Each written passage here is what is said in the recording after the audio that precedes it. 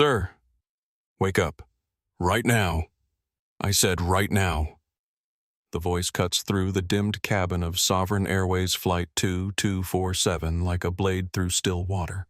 Not loud, not panicked. Worse than both of those things. It carries the particular edge of someone who has never had their authority questioned and does not intend to start tonight. The Boeing 787 sits at Gate 14, JFK, 11:47 p.m. on a Tuesday in March. Outside, a steady rain turns the runway into a mirror of red and white lights blurring and shifting with every gust of wind off the harbor. The kind of rain that makes travelers grateful to be inside. The kind of night that makes sleep feel like mercy. Inside, the first-class cabin glows amber.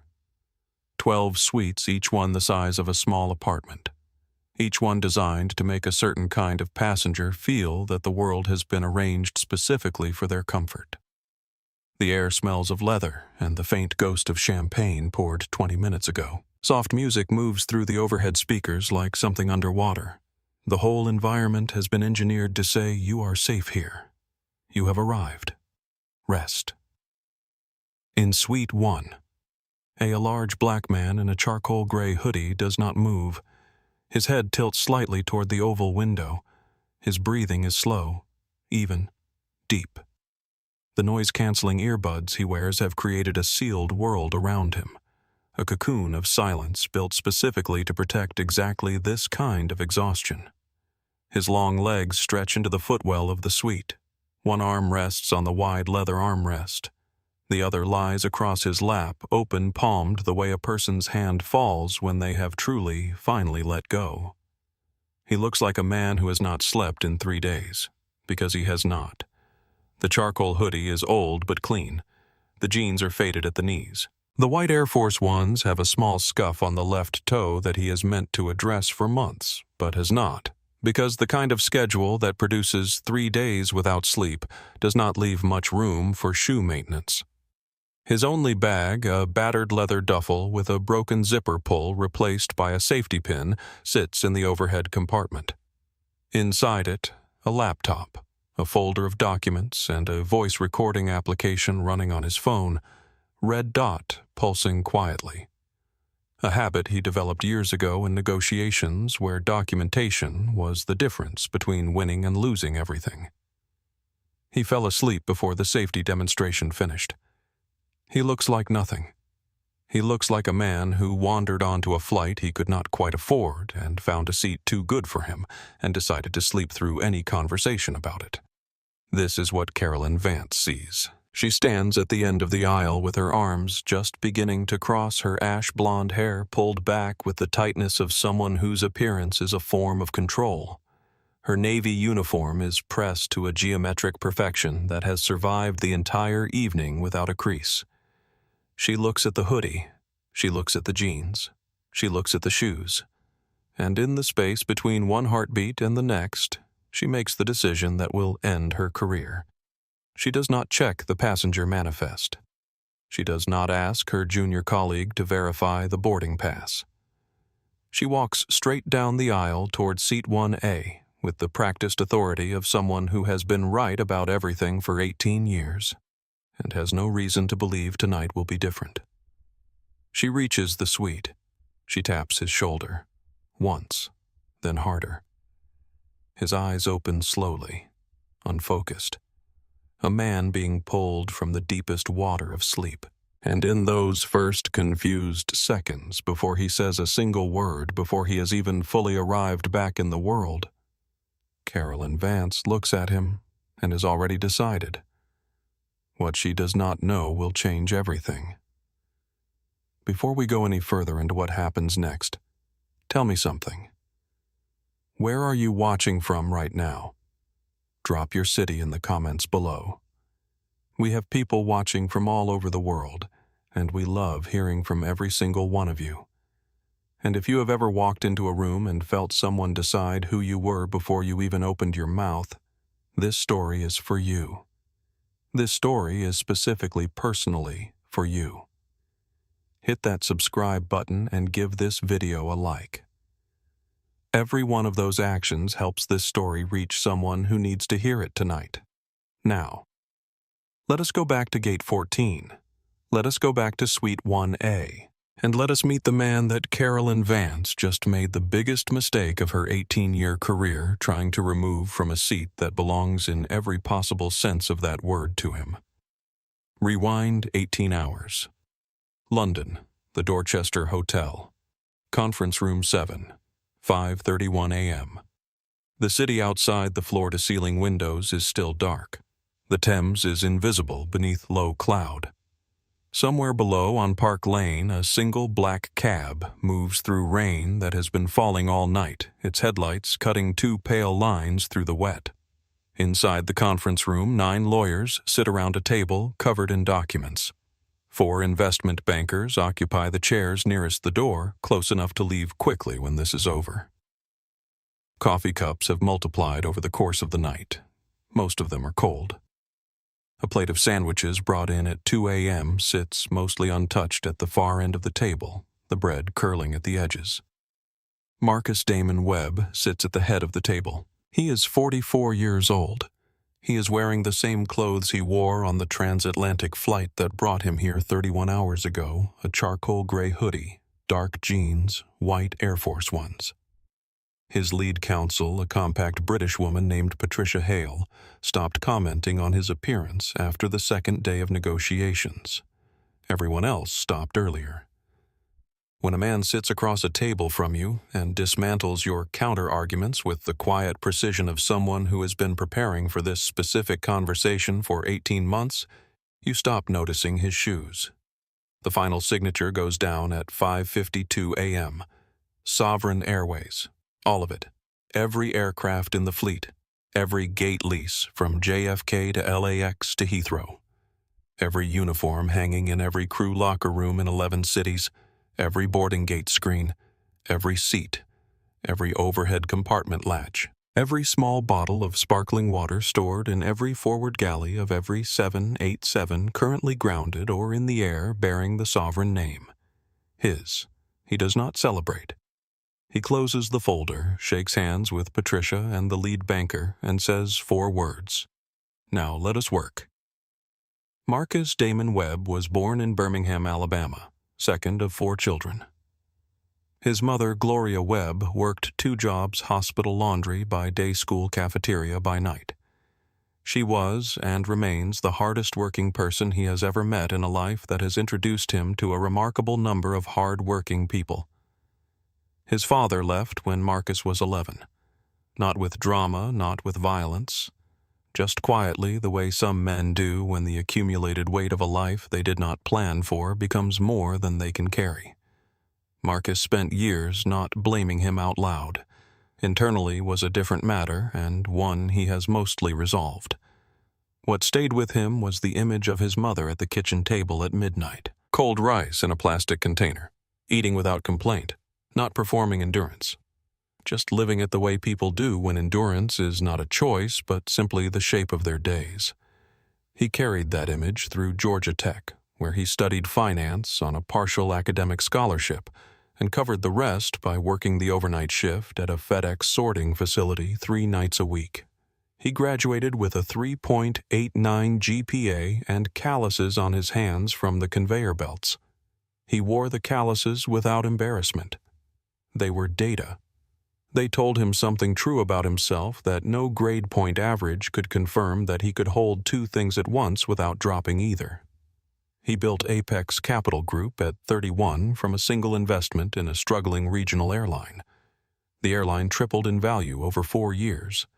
He sold his stake, reinvested within 6 weeks, and never looked back.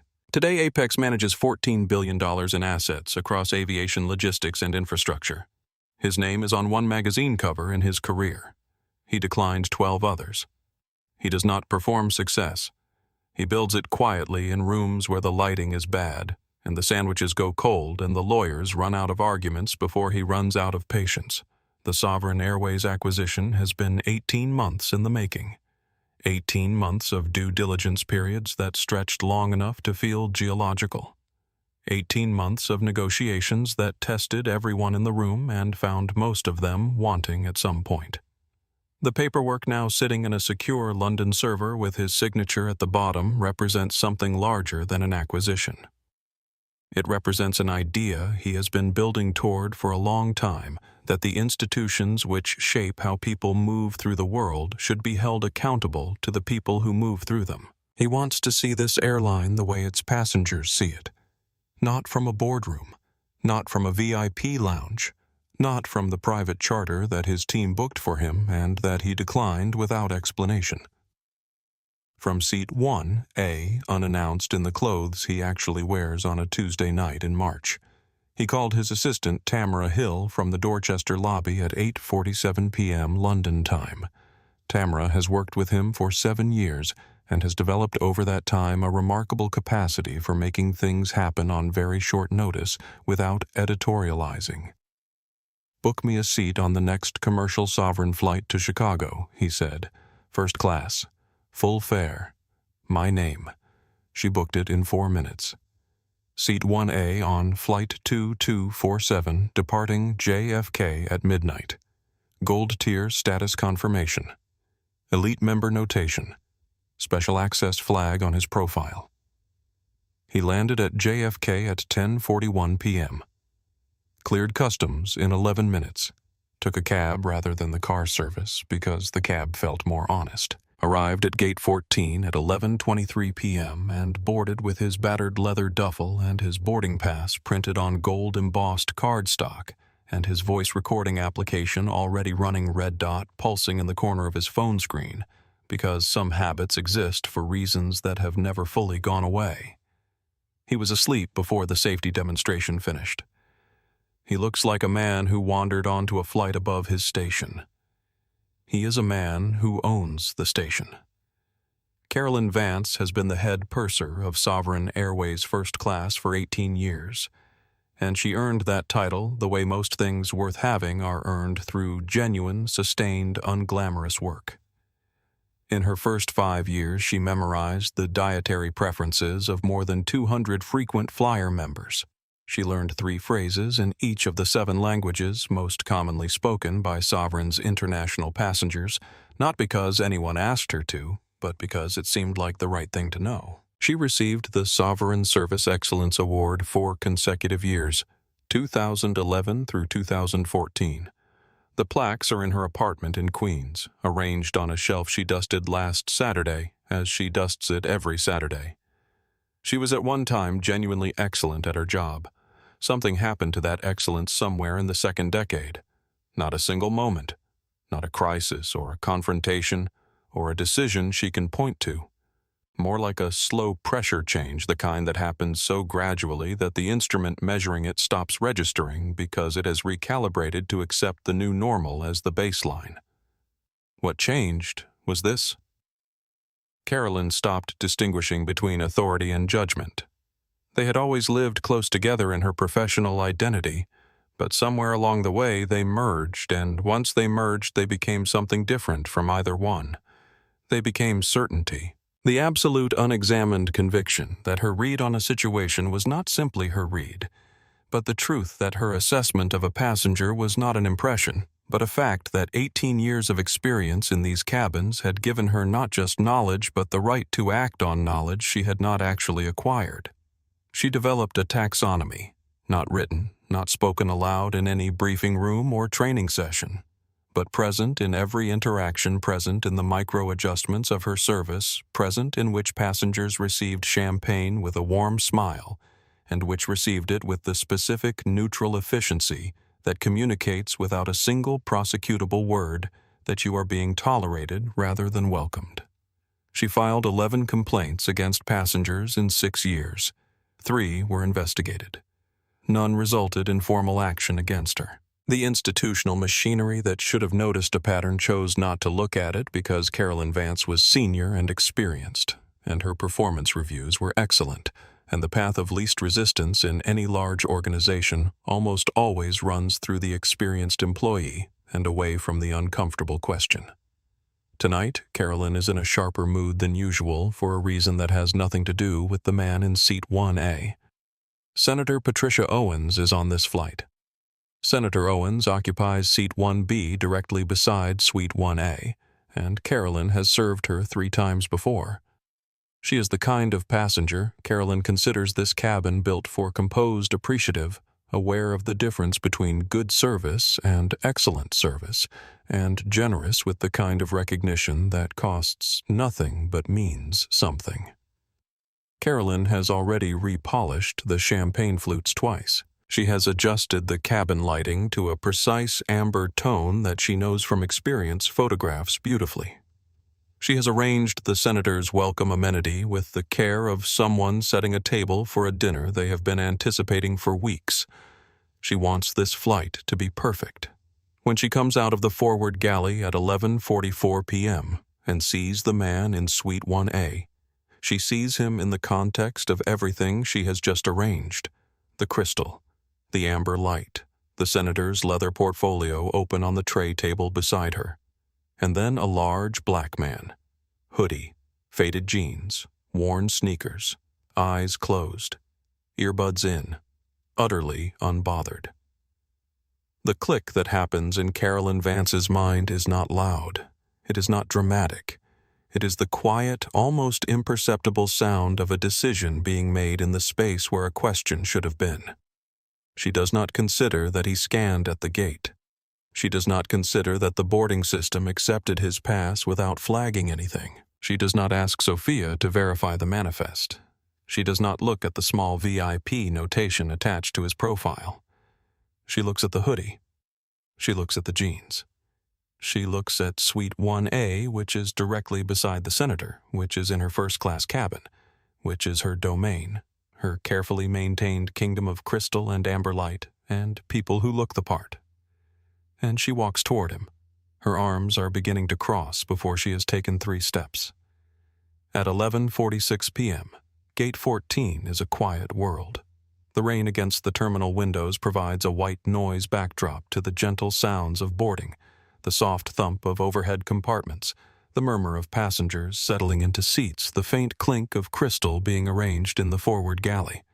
8 passengers are currently in the first-class cabin. The full complement has not yet boarded.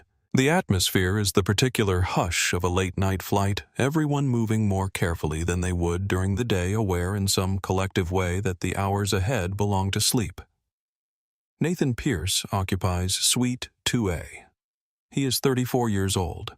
He wears a slate-gray Patagonia vest over a white t-shirt, the particular uniform of a certain kind of successful person who wants to communicate that they have arrived without appearing to care about arriving.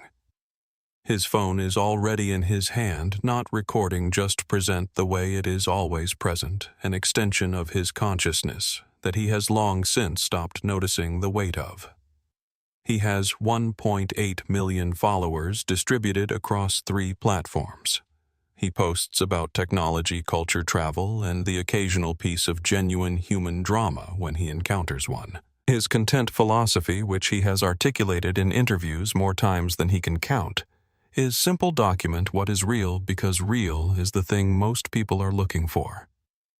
He is sipping sparkling water and reading something on his tablet when he notices Carolyn's posture change as she leaves the galley. His phone hand tightens very slightly. A reflex, not a decision. Not yet.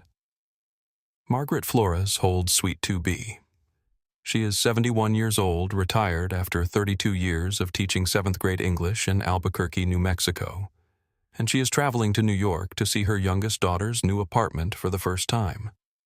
She carries a worn paperback mystery with a cracked spine that suggests she has read it before and did not care. She wears small pearl earrings and a cardigan, the deep amber orange of October leaves, and the specific composed alertness of a woman who has spent 3 decades reading rooms full of 12-year-olds and can identify a problem unfolding from 50 feet with the accuracy of long practice.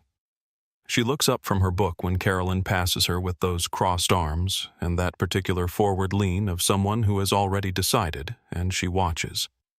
She does not reach for her phone. She simply watches with the full attention of someone who has learned that the first thing witnesses owe a situation is their uninterrupted presence. Senator Patricia Owens commands Suite 1B. She is 58 years old. Her posture is the posture of a woman who has spent decades being observed and has learned to treat her own body as a kind of ongoing public statement. Perfectly upright, shoulders back. The awareness of a camera even when no camera is visible. She is reviewing printed briefing documents in a dark leather portfolio. Her reading glasses precise on her face, and she has already accepted the champagne poured by Sophia Reyes 20 minutes ago, with the warm but distracted courtesy of someone who is accustomed to service appearing without having to think about it. When Carolyn passes toward Suite 1A, the senator notices only peripherally. She assumes it is about her refill.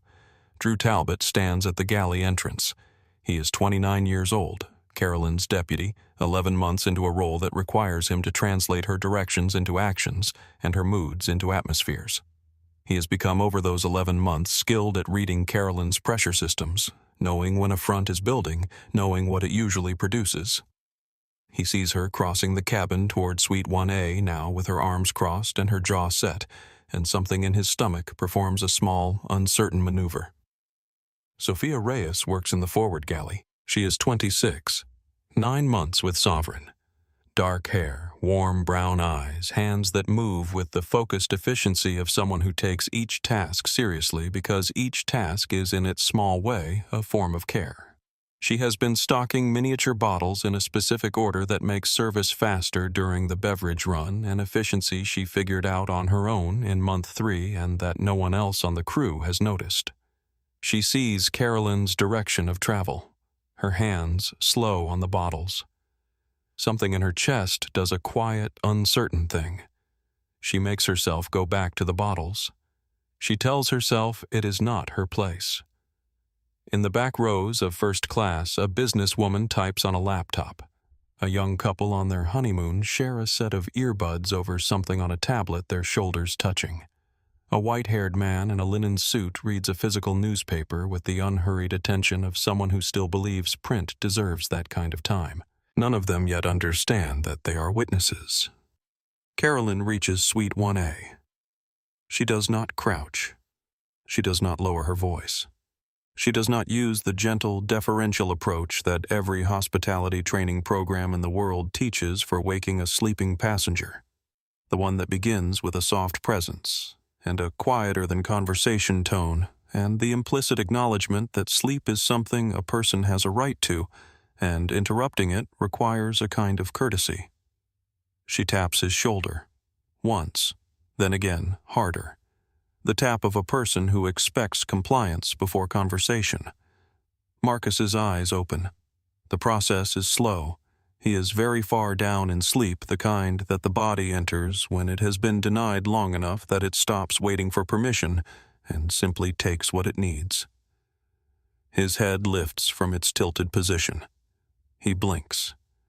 The amber light of the cabin registers as impossibly bright after the dark behind his closed eyes.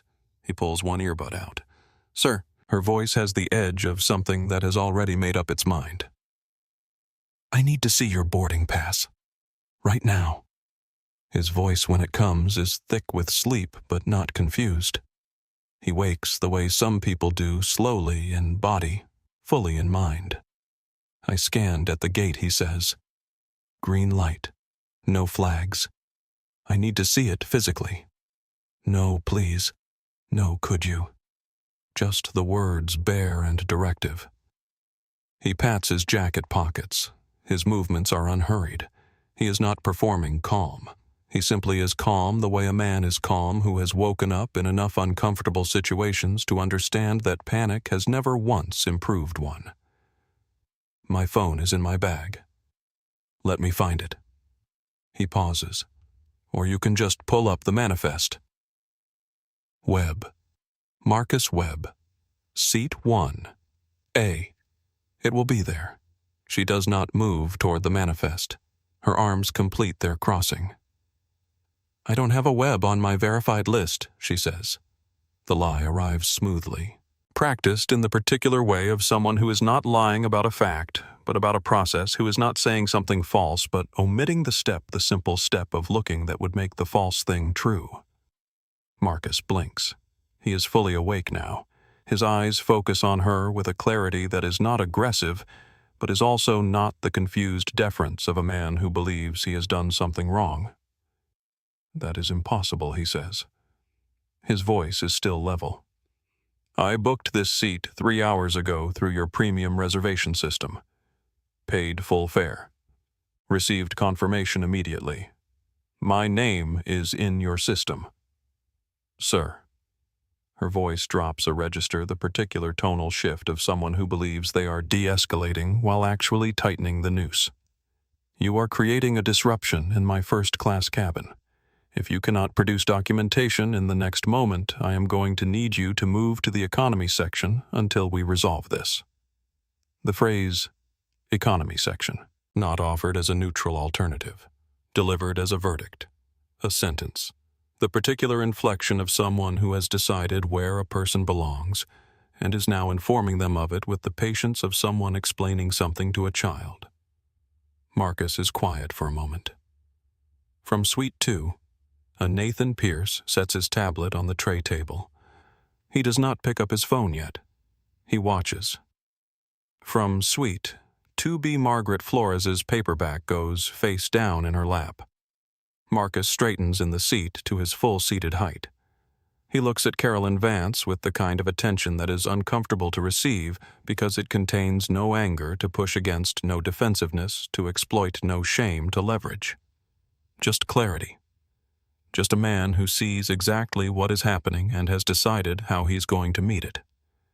"You are making a mistake," he says. Simple, certain, not a threat.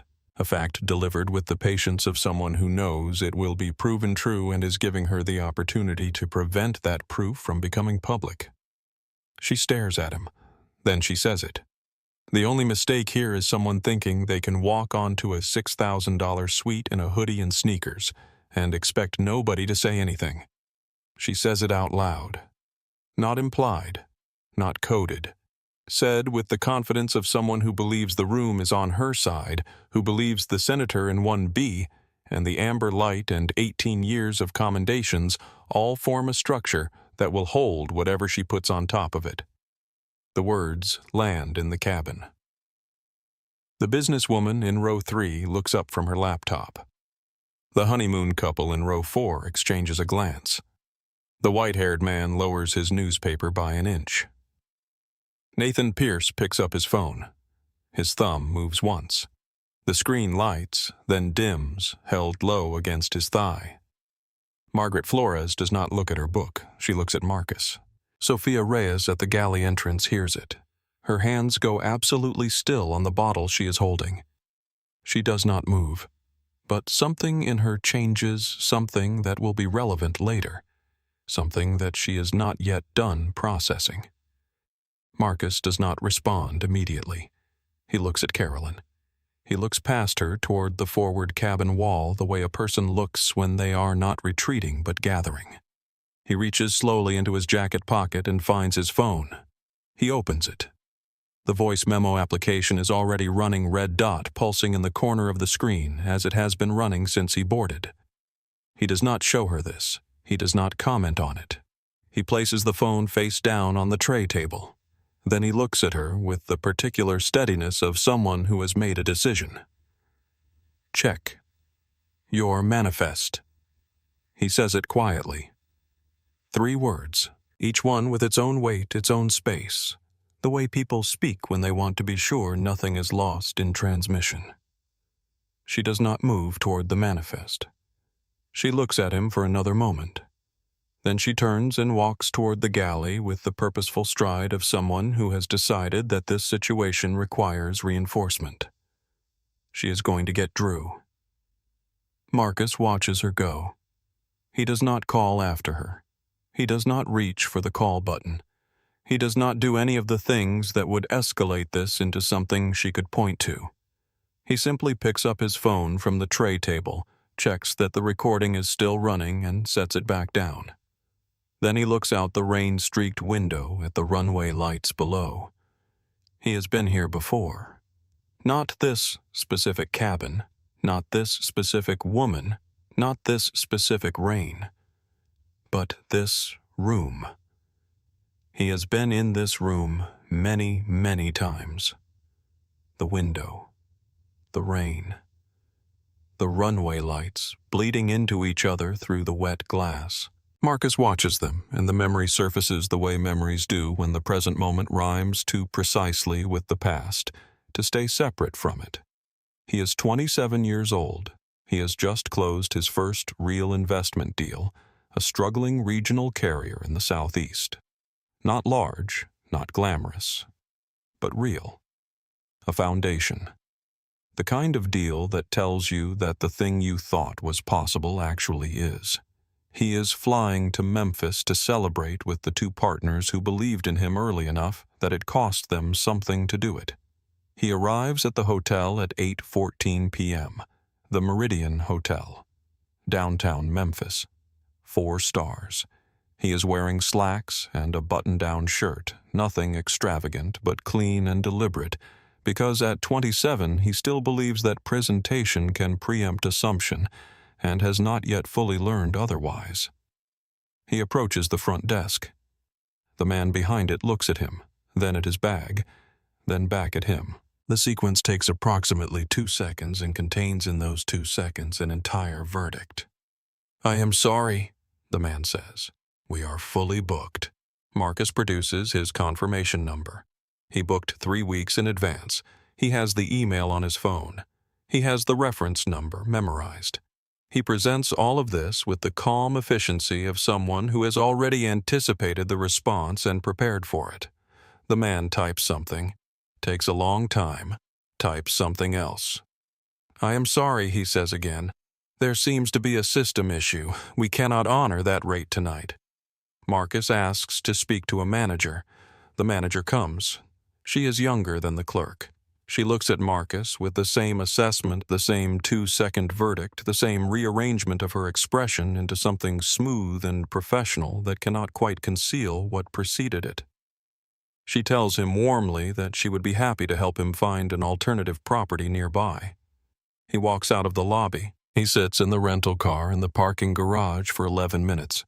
He knows that if he does not sit for those 11 minutes, he will say something or do something that will be used to confirm exactly the story they have already written about him. So he sits. He breathes. He does the work that no one sees, and no one credits the internal labor of refusing to become the thing someone needs you to be in order to justify their behavior. Then he drives to the Hampton Inn 2 miles away, checks in, gets a room that is clean and adequate and completely without pretension, eats a vending machine sandwich sitting on the edge of the bed, calls his mother. She says, "Baby, those rooms they put you in are never the rooms they keep for people they respect. One day you are going to own the building." He thinks she is speaking metaphorically. He does not sleep that night. He spends the hours until 5 a.m., revising his 5-year business plan on a yellow legal pad, the one he has been carrying in his bag for 3 months, the one that will eventually 9 years and 14 major deals later become the architecture of Apex Capital Group. The memory releases him. He is back in the amber light of Suite 1A on a plane he owns in a cabin where a woman with a silver name tag has just told him he does not look like someone who belongs in a $6,000 suite. He looks at the rain on the window. He thinks about the Hampton Inn, the legal pad, his mother's voice. He thinks about what it means that this is still happening. Not in spite of everything he has built, but alongside it simultaneously in the same world where the paperwork sits in a London server with his name at the bottom. He is still calm. He is always calm. But the recording app is still running and Carolyn Vance is coming back down the aisle with Drew Talbot behind her, and the runway lights blur in the rain outside, and Marcus Webb waits. Carolyn returns with Drew at her shoulder, and a recalibrated strategy visible in her posture, softer in tone, harder in direction, the approach of someone who has decided that the polite version of removal is still removal. "Sir," she says. The word "sir" doing a specific kind of work, formally respectful and subtly diminishing at the same time. I want to get this resolved for you as quickly and smoothly as possible. Our system is showing a discrepancy that we need to sort out. If you come with me to the rear of the aircraft, we can check everything there and get it straightened out without any further disruption to the other passengers. The rear of the aircraft. Economy. She says it as though she is offering a kindness, as though she is managing an inconvenience for his benefit. Marcus does not move. His hands remain on the armrests. His voice is even and unhurried. The discrepancy is in your system, not my booking, he says. My reservation is valid. My payment cleared 3 hours ago. My name and my status notation are in your manifest. I am not going to the back of this aircraft.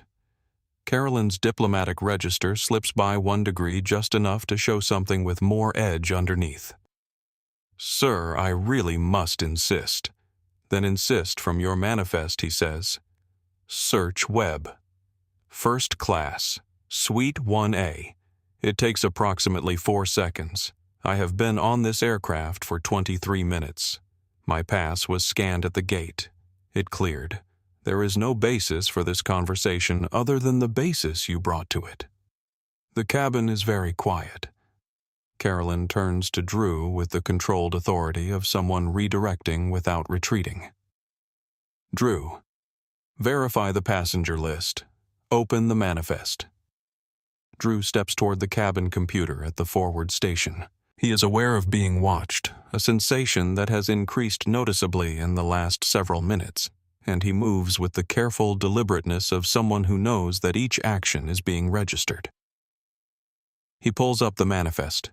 He scans down. His eyes move across the screen, and something in his face changes, a small specific change, the kind that happens when a person's eyes find something they were not entirely sure would be there. He looks up. Carolyn is still facing Marcus.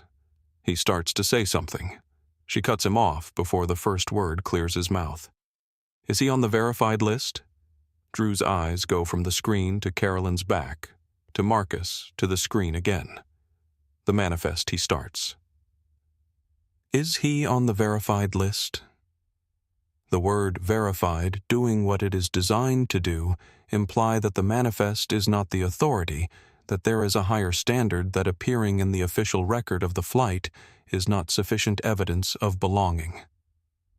Drew closes his mouth. He looks at the screen again. There is a notation here, he says slowly and carefully. A special flag on the profile. It needs to be confirmed with the gate. Carolyn says, already turning back to Marcus, already acting on a conclusion she made before any of this conversation began. Which means you need to leave the aircraft while we confirm. She says it with the specific finality of someone who believes the conversation is over. From the galley entrance, Sophia Reyes takes 1 step forward. She stops. Her voice comes out smaller than she intended, but it comes out. The gate agent already scanned his pass, she says. It cleared the system. There were no flags. Carolyn does not turn around. Her voice drops to the temperature of a midwinter morning. Sophia, I need you to finish galley prep. Sophia holds her position for 1 moment. Then she takes a half step backward, but does not go into the galley. She stands at the entrance, visible, present, making herself a witness. In Suite 2. A Nathan Pierce has his phone recording. The angle is low, just above the tray table edge. The screen tilted so the lens catches the aisle and the figures in it. He is not live yet. He is capturing. His caption field is open and he is typing slowly, 1 thumb. Something is happening on this flight. If you are here, stay with me. Viewers 0. But the footage is running. In Suite 2B, Margaret Flores has closed her book. She is leaning forward by 1 precise inch, enough to improve her sightline without rising from her seat. She holds the book in both hands the way she holds things when she is steadying herself. Marcus speaks. What is your name? Carolyn blinks. C. Vance. Head purser. He says her name. Carolyn. With the quiet precision of someone choosing a tool. I'm going to ask you one more time to pull up my reservation, look at the notation on my profile, and then take a moment to think carefully about what you decide to do next. He pauses. Because I want you to have the opportunity to make a different choice before this situation becomes something neither of us can reverse. The offer is genuine. It is also in its precision devastating because it makes absolutely clear that he knows exactly where this is going if she does not take it. She stares at him. The offer hangs in the air above the amber light and the leather and the cold champagne and the rain on the windows. She does not take it. From Suite 1B Senator Patricia Owens looks up from her briefing portfolio. Is there a problem? Her tone manages to convey that problems in her vicinity are by definition problems that should not exist. Carolyn turns toward the senator with a warmth that is as instantaneous as it is total. Just a small seating discrepancy. Senator, it won't affect your flight at all. She glances back at Marcus. But I do need this passenger to cooperate with our verification process. The word passenger in that sentence carries a weight it is not supposed to carry. It makes him a category rather than a person, an item being processed rather than a human being with a name she has just used. Senator Owens looks across at Marcus. Their eyes meet for 1 second. He holds her gaze steadily. She looks away first, back to her briefing portfolio, her face arranging itself into the careful neutrality of someone who has decided not to decide. Marcus looks back at Carolyn. You have made your choice, he says. That is all right. He picks up his phone from the tray table. He dials a number. It rings twice. Tamara Hill answers on the second ring. She has been working with Marcus for 7 years. She knows from the specific quality of the pause that precedes him speaking exactly what kind of call this is. Tamara. He says only her name. Her voice is immediately focused. I see the flight status. Recording application. Already running, he says. Stand by. He holds the phone against his leg. He does not put it to his ear. He does not make a performance of it. He simply holds it, and the recording app captures everything within 6 feet of him with the quiet, patient fidelity of a device that has been asked to do this exact thing many times before. Carolyn watches this exchange with the expression of someone processing a variable they cannot identify. The call bothers her. She does not know why not yet, but something about the 2 words of that exchange, the one name and the 2-word response, has introduced a frequency she cannot tune out. She turns to Drew. Her voice drops to where only he can hear it. Call Port Authority. I need an officer at aircraft door 1. Non-compliant passenger refusing to identify himself, verbally intimidating crew. Drew's face does a thing. It is not shock exactly. It is the look of someone standing at an intersection watching a car run a red light. Someone who can see what is about to happen and cannot stop it, and knows that their inability to stop it is itself a choice. He says, Carolyn. She says, now. He looks at her for 1 more second. He picks up the interphone. Right here. This is the moment. A flight attendant is about to call law enforcement on a paying passenger who has done absolutely nothing wrong, a man who has been calm-seated, reasonable, and cooperative, a man who asked 4 times to have his name checked in a system that would have resolved everything in 4 seconds, and no one in that cabin is stopping it. I want to ask you something. If you were sitting in Suite 2A right now watching this unfold in real time, what would you do? Would you speak? Would you stay quiet? Would you reach for your phone? Tell me in the comments. I genuinely want to know. If you are watching this for the first time, subscribe right now. Hit the bell, because what walks through that cabin door in the next 90 seconds is something none of those passengers will forget. Now, back to gate 14. Drew reaches for the interphone. Sophia steps out of the galley. She does it without a speech prepared, without a plan. She steps out because something in her chest has reached a threshold that she cannot talk herself back below, and the only direction available is forward. Her voice is not loud.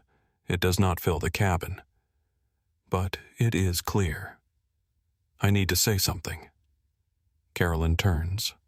Her expression is the expression of someone who cannot believe they are being interrupted during the execution of a management decision by a junior employee with 9 months of experience.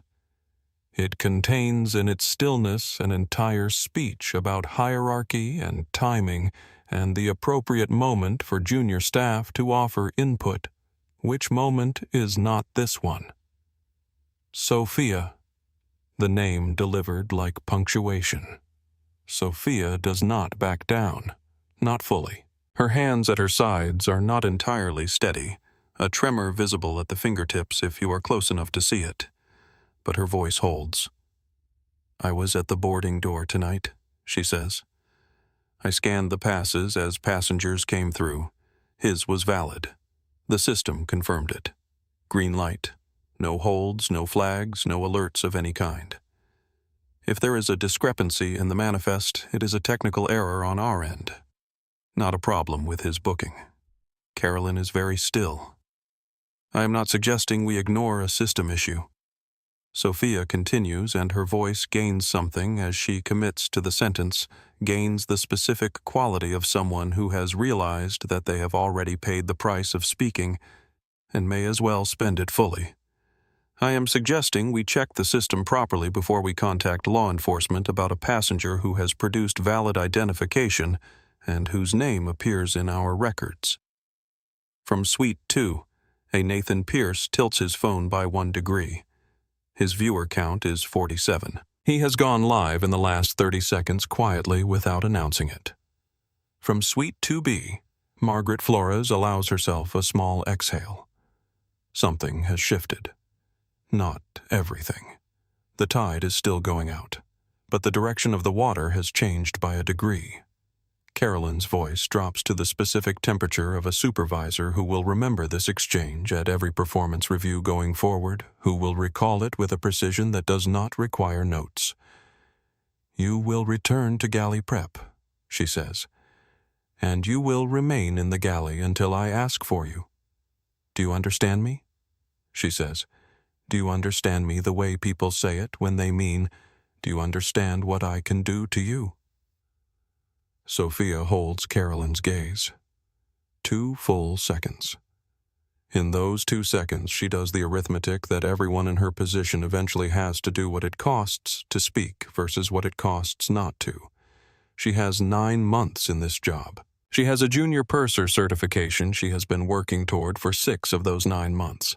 She has a supervisor who has just explicitly threatened her continued employment with the phrase, remain in the galley. She takes a half step backward. She does not go all the way into the galley. She stands at the entrance, visible, present, not retreating and not advancing. A person making the specific, costly, unremarked choice to remain a witness when removal would have been easier.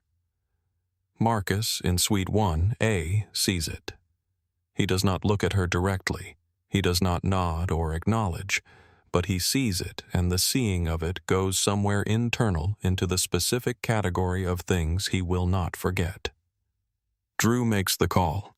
His voice on the interphone is professional and level, the voice of a man who has made a decision he has not finished making and is moving through the mechanics of it before the rest of him catches up. Port Authority. This is Sovereign Airways Flight 2247 at Gate 14. We have a situation in first class. Non-compliant passenger in Suite 1A refusing to produce documentation. Verbally intimidating crew members. Requesting an officer at aircraft door 1. He sets down the interphone. He does not look at Sophia. Sophia in the galley entrance has her hand on the rim of the counter. Not gripping it, just resting there. The way you rest your hand on something solid when you need to remember the solidity of things. What Drew said on that call is recorded in the Port Authority dispatch log, every word of it. Non-compliant, refusing to produce documentation, verbally intimidating. And Marcus has said none of those things. He has done none of those things. He has been seated even-voiced cooperative to the point of offering his name 4 separate times and asking 4 separate times for the simple verification that would have resolved everything in the first 90 seconds. Carolyn now makes 2 mistakes in rapid succession that transform a bad judgment call into something with legal dimensions. The first mistake, she approaches Nathan Pierce. "Sir," she says with the practiced warmth she deploys for passengers she needs something from, "I am going to need you to put your phone away. Recording other passengers without their consent is not permitted in the aircraft cabin." Nathan looks up from his phone. He looks at her with the specific patience of someone who has been told incorrect things by authority figures before and has learned to respond with courtesy and precision. "I am not recording any individual passenger," he says. "I am documenting what I am observing in the cabin, which is my right. I will keep my phone where it is." Carolyn stares at him. He holds the gaze without hostility and without yielding. She says, "That is a security concern, and I have the authority to have your equipment confiscated if you continue to." "I would encourage you to check the relevant regulations before you finish that sentence," Nathan says, pleasantly. Then he tilts his phone slightly upward so the frame is wider. His viewer count is 312. The comment thread is already moving. A dozen people typing simultaneously, the words coming in faster than anyone can read them. The second mistake is larger. Senator Owens has been watching the exchange with Nathan and Carolyn with the particular alertness of a politician reading a room. She speaks now, leaning slightly toward Carolyn from Suite 1B, the easy intimacy of someone accustomed to being the senior presence in any exchange. "Is this person creating a disruption?" she asks. "Because I simply cannot have my travel delayed. Is there a safety issue I should be aware of?" Carolyn straightens. She says in a voice that carries clearly through the first 4 rows. He refuses to produce valid identification when asked and has been making threatening statements to crew members throughout this interaction. Threatening statements, said out loud, in front of a sitting United States senator, in front of a man with a camera running, in front of a cabin containing a retired school teacher who has been cataloging every word and movement for the last 9 minutes. In front of Marcus himself, who has a voice recording application capturing everything from 6 feet away. The lie has mass now. It has been released into a room full of people who will remember it. Sophia Reyes, in the galley entrance, closes her eyes. She keeps them closed for exactly 1 second. Then she opens them. Marcus picks up his phone from the tray table. He does not raise his voice. He does not stand.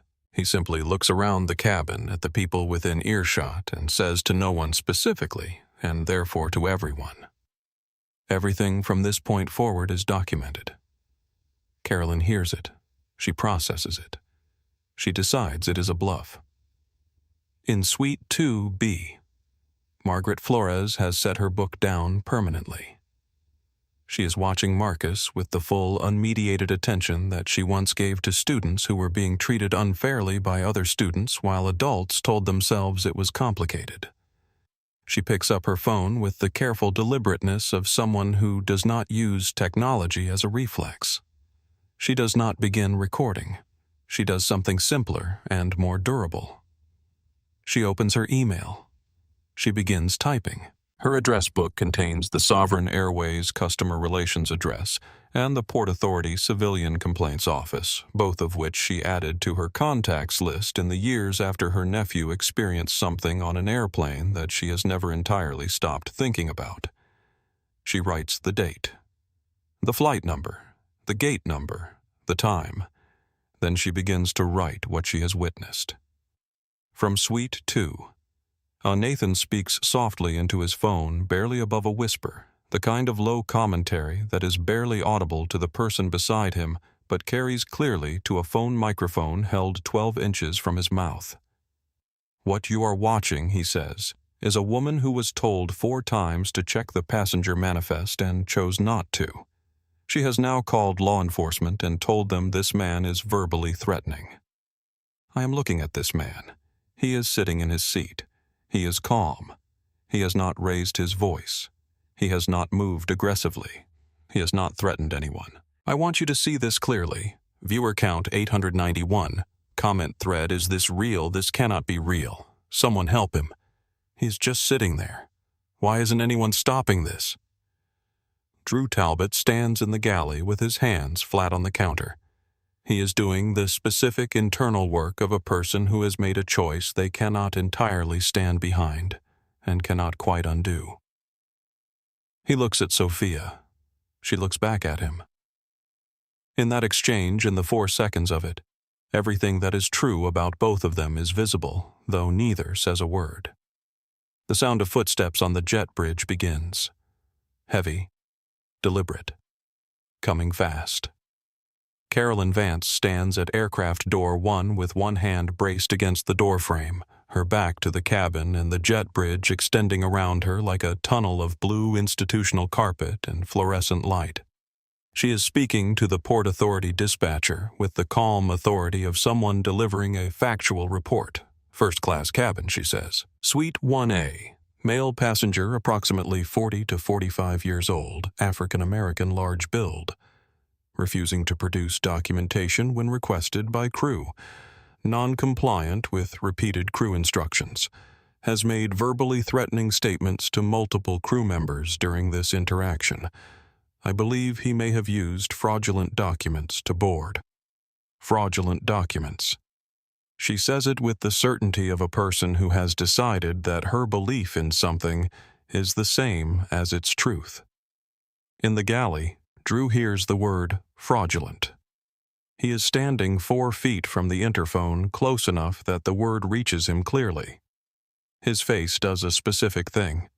Not surprise, because some part of him has been watching this build. Something closer to the expression of a person watching a structure they helped construct develop cracks that they knew were possible and hoped would not show. He looks at Sophia. She is staring at the galley counter with her jaw set. She says without looking up, "She just told them fraudulent." He says nothing. She says, "Drew, you saw his name. You saw the VIP flag on his profile." He still says nothing. She says, "That flag was clear. You know what it means." He picks up a bottle from the counter and turns away. Not aggressively, just away. In the cabin, Nathan's phone is aimed at the boarding door frame, wide capturing Carolyn's silhouette and the rectangle of jet bridge light behind her. His viewer count is 400. He is not commenting now. He is simply recording. The silence is its own kind of testimony. From Suite 2B, Margaret Flores is still writing her email. She has added 3 new paragraphs in the last 7 minutes, each one precise and specific, each one grounded in what she directly observed rather than what she inferred. The word fraudulent, which she can hear from where she sits, receives its own sentence. Marcus in Suite 1. A has heard it too. He looks at the seat back in front of him. His expression does not change. The change happened internally somewhere behind the calm, where it joins everything else he has stored in that place over the course of a life that has required him to store a great deal. Carolyn ends the call. She straightens. She turns back toward the cabin with the posture of someone who has resolved a problem. She walks to Suite 1A. "The officer will be here shortly," she says. "In the meantime, I am giving you one final opportunity to come to the rear of the aircraft voluntarily.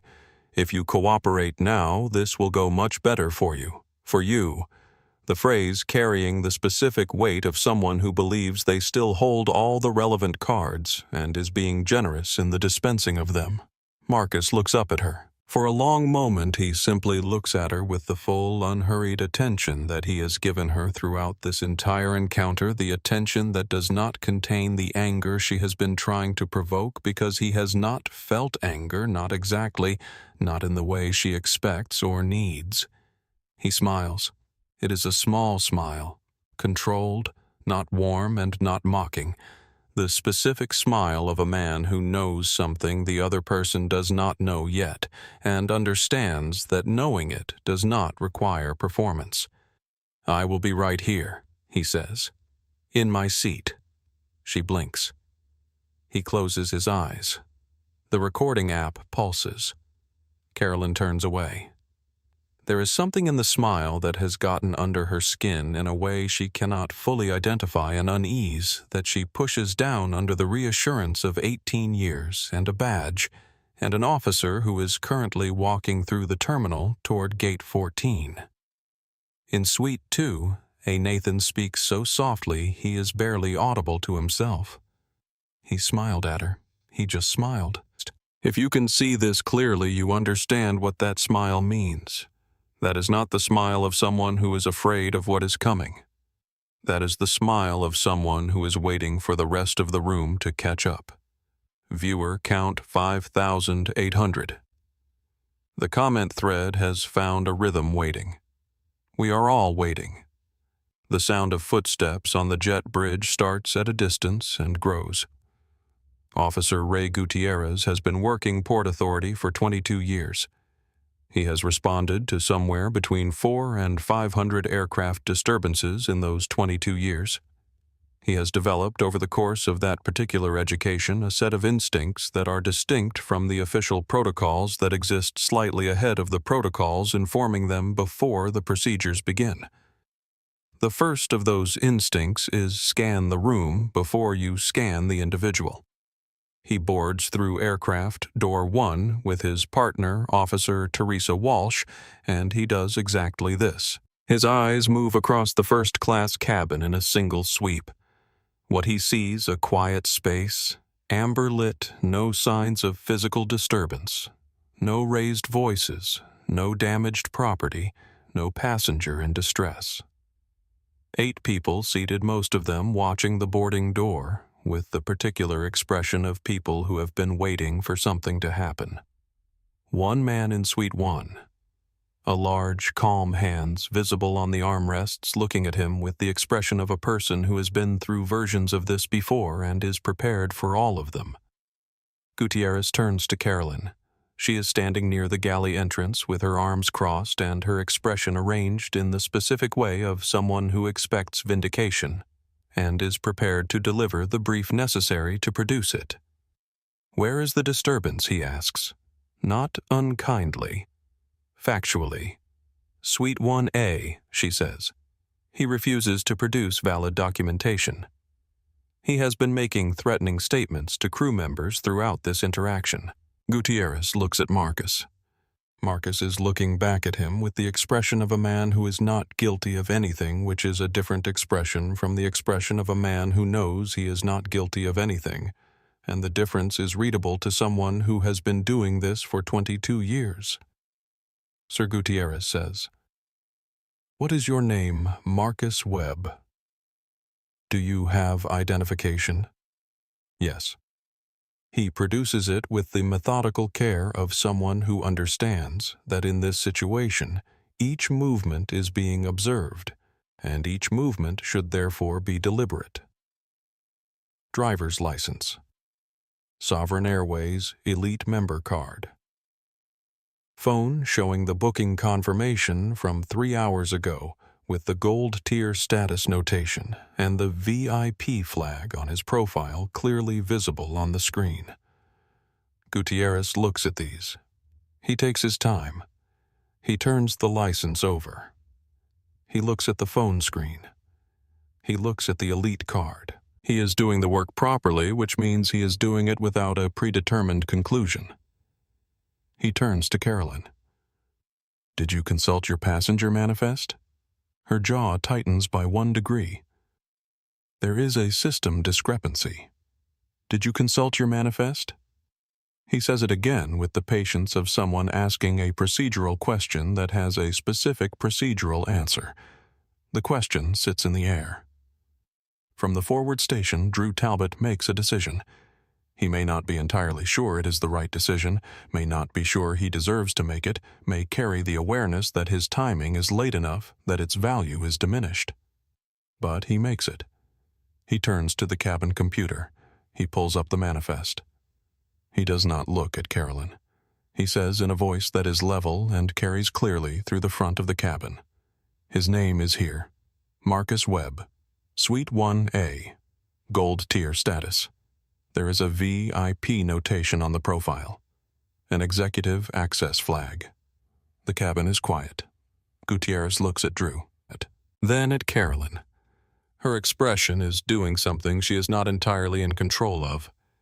She looks at Drew with the expression reserved for betrayals committed by people you trained. Sophia steps out of the galley entrance. She stands in the aisle. Her voice is steady. He has been in that seat since boarding. He did not raise his voice. He did not threaten anyone. I was at the boarding door when he boarded. His pass was valid. Everything I am telling you I will put in writing. She looks at Gutierrez directly when she says the last sentence. Not at Carolyn. Not at Marcus. At the officer, because the officer is the person who needs to know. Gutierrez looks from Drew to Sophia to Marcus to Carolyn. He has 22 years of reading rooms, and this room is readable. He says to Carolyn quietly, "Ma'am, is there a safety issue here, or is this a customer service situation?" The question is devastating in its precision. The two categories are not the same. They have never been the same, and the distinction between them is exactly what every decision Carolyn has made tonight has obscured. She begins to speak. She stops. She begins again. Gutierrez says, "Is there a specific identifiable safety concern?" And Carolyn, cornered by the structure of her own choices, says his presence in this cabin is inappropriate. The word inappropriate lands in the cabin the way a match lands in dry grass. Nathan's viewer counts 7,200. His phone hand tightens. Margaret Flores's email is now 6 paragraphs long. Senator Owens is looking at the safety card with an intensity that borders on devotional. Gutierrez looks at Marcus one more time. And then, in the specific way of bureaucratic systems that produce outcomes no one inside them fully intended, he follows the designated authority. The head purser of a commercial aircraft has the designated authority. The protocol exists. He is inside it. "Sir," he says, "I am going to need you to stand up and come with me until we sort this out at the gate." Marcus looks at him for a moment. He nods. He stands. They are about to walk a paying passenger off an airplane he legally owns in handcuffs. Sit with that for a moment. Because this is real. This is the world as it exists, not as we wish it were. A man asked 4 times to have his name checked. 4 times. And now he is standing up to be removed from a seat that belongs to him. Have you ever been in a room where the truth was sitting right there, obvious to everyone, and the person with the most authority was the only one who refused to look at it? Tell me in the comments. I want to hear from you. And if you have not subscribed yet, do it right now. Hit the bell. Because what is about to come through that boarding door in the next 90 seconds will change every assumption you have about power and who actually holds it. Marcus stands at his full height, 6 feet 2 inches, broad across the shoulders in the way of someone who moves through the world with full physical presence and has learned to manage that presence carefully because presence in certain rooms is interpreted as threat. He keeps his hands visible and his movements slow and deliberate. He has done this before. Not this specific motion, but this specific geometry of it, the calculus of a black man in a contested space making himself as legible as possible to people who have already decided what they are reading. Officer Walsh steps forward. "Hands behind your back, sir." Marcus says, "Am I under arrest?" Gutierrez detained. For questioning. Until the documentation situation is clarified. Marcus, I have provided documentation.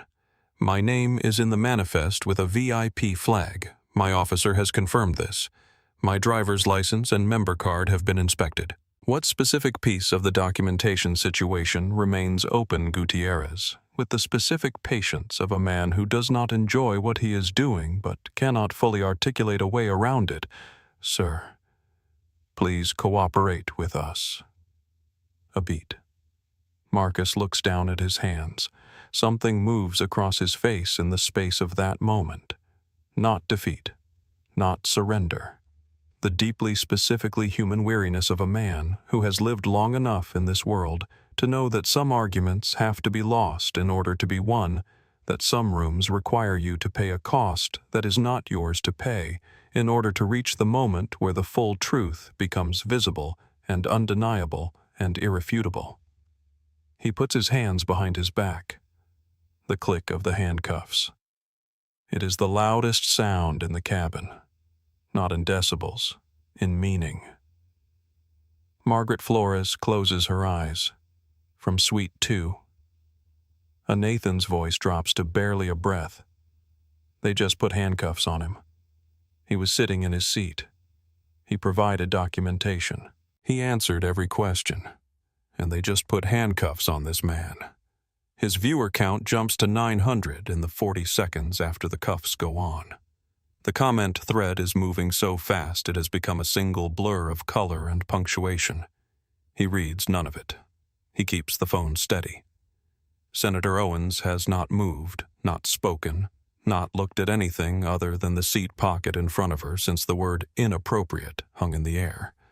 She has become very small in a very large seat. Drew Talbot is standing in the galley. His hands are flat on the counter. He is looking at his own hands as though they belong to someone he is just meeting. He thinks about the word he used on the Port Authority call.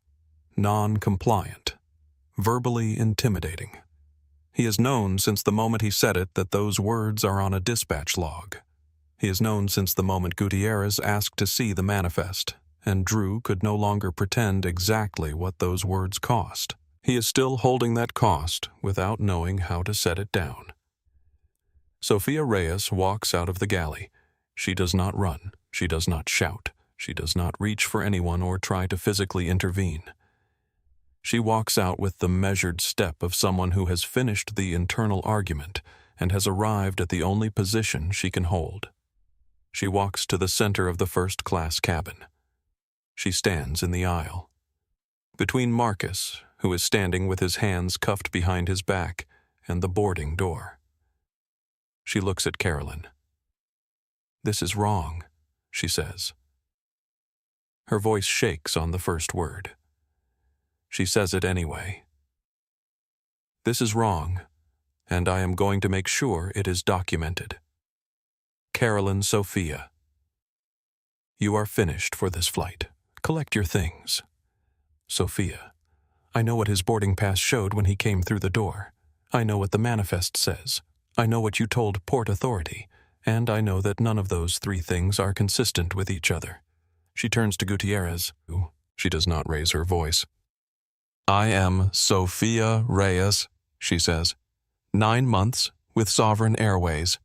I was at the boarding door for Flight 2247. His pass was valid. Green light, no holds, no flags. Whatever you were told about verbally threatening behavior is not what I witnessed in this cabin tonight. She says it simply. She says it to the person who needs to hear it. She says it in a voice that is still shaking and says it anyway, which is the only form of courage that actually counts. Officer Gutierrez looks at her. He looks at Marcus. He looks at Carolyn. And then Drew Talbot in the galley entrance in the specific slow way of someone whose conscience has finally moved faster than their fear says, "She is right." Carolyn turns to him with the expression reserved for something unimaginable. Drew says, "She is right." I pulled up the manifest. I saw his name. I saw the notation. I should have said something earlier. I am saying it now. The cabin goes quiet in a specific way. Not the absence of sound, but the presence of weight. Nathan's viewer count 11,400. And then Margaret Flores stands up. She is 71 years old. She moves with the deliberateness of someone who makes each physical decision with full awareness. She carries her paperback in one hand and her phone in the other, and she walks into the aisle and places herself beside Sophia. She looks at Officer Gutierrez. She says, "I have been a passenger on this aircraft for 38 minutes. I have observed the entirety of what has occurred in this cabin tonight. I want you to know, officer, that when your department reviews the cabin footage and when the airline reviews the statements made about threatening behavior, I am available to provide a full eyewitness account to the contrary. My name is Margaret Flores. I am a retired school teacher from Albuquerque. I have excellent recall, and I have already begun documenting what I observed in writing." She says it without drama, without performance, with the specific authority of a woman who spent 32 years ensuring that accounts of events were accurate and complete, and that the people responsible for things were identified correctly. Officer Gutierrez is looking at the three people standing in the aisle. Sophia, trembling slightly but present. Margaret, still and clear-eyed. Marcus, hands cuffed behind his back, looking at none of them but aware of all of them. He is about to speak. Then the sound starts. From the jet bridge. Not the measured footsteps of someone arriving on schedule. The distinct, unmistakable sound of someone running. Flat out. The sound of someone who has just learned that something terrible is happening and does not have the luxury of composure in their approach. Captain Diana Marsh is 48 years old. She has been chief pilot of Sovereign Airways for 6 years and chief pilot of aircraft generally for 19. And in those 19 years, she has responded to a great many unexpected situations in a great many unexpected places. She has never run to one before. She is in the crew briefing room at 11:53 p.m. when the first notification arrives. Priority 1. Red border. Sovereign corporate operations. Subject line, ownership transfer. Immediate crew action required. She has seen the earlier notification, the quiet internal memo sent at 11:31 p.m., noting the finalization of the Apex Capital acquisition of Sovereign Airways. She read it in the way of someone processing information that will be relevant tomorrow and filed it under tomorrow. There was a weather briefing to finish. There were fuel calculations. There was the specific operational focus that precedes any departure. The second notification is different. It contains a name, a seat number, a flight number, her flight number. She reads it once. She reads it again. Then she stands up from the briefing table so fast her chair scrapes back against the floor and walks out of the room at a pace that becomes a jog in the crew corridor and a full run through the gate area. Past a gate agent who calls her name and receives no response. Through the jet bridge at a sprint, taking the stairs 2 at a time in the way that a 48-year-old chief pilot does not normally take stairs. She bursts through aircraft door 1. She takes in the scene in approximately 2 seconds. Marcus Webb in handcuffs standing in the aisle. Sophia and Margaret between him and the door. Nathan in suite 2A with his phone. Carolyn standing near the galley with her arms crossed. Officer Gutierrez caught in the suspended moment between 2 possible versions of what happens next. Diana takes all of it in, and the expression on her face is the expression of someone looking at a disaster that has already happened and understanding in one terrible, comprehensive instant the full shape of it. "Stop," she says. Her voice cracks at the edge of it, not with weakness, but with the exertion of someone who just ran 200 yards and is also genuinely, profoundly horrified. Nobody move. There has been a mistake. A very serious mistake. Please. No one goes anywhere. She holds up her tablet. The screen shows the corporate notification. The ownership transfer documentation. The FAA filing timestamp 6:04 a.m. London time. And in the priority summary box at the top, in the red bordered alert format reserved for the most operationally significant information. New principal owner currently aboard Flight 2247. Name Marcus D. Webb. Current location Suite 1A. She looks at Carolyn.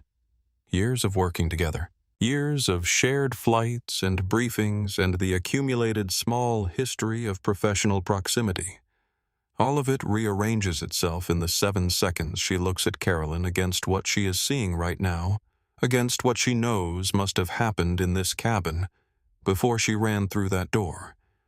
She says, "Carolyn, what have you done?" Not a question. A statement. The specific flatness of someone who has understood something terrible and is saying it aloud so that it becomes real. Carolyn says, "I removed a trespassing passenger from first class. I protected the cabin and the standard of service that our first-class passengers. He is not a trespassing passenger." Diana's voice rises enough that the cabin, which has been collectively holding its breath, absorbs it fully. She holds up the tablet so that the screen faces the cabin. Faces Officer Gutierrez, faces the people standing in the aisle, faces Marcus. That is not a trespassing passenger. That is Mr. Webb. Marcus Webb, founder and CEO of Apex Capital Group, the private equity firm that finalized the purchase of Sovereign Airways this morning in London. She swallows. The paperwork was filed with the FAA at 6 a.m.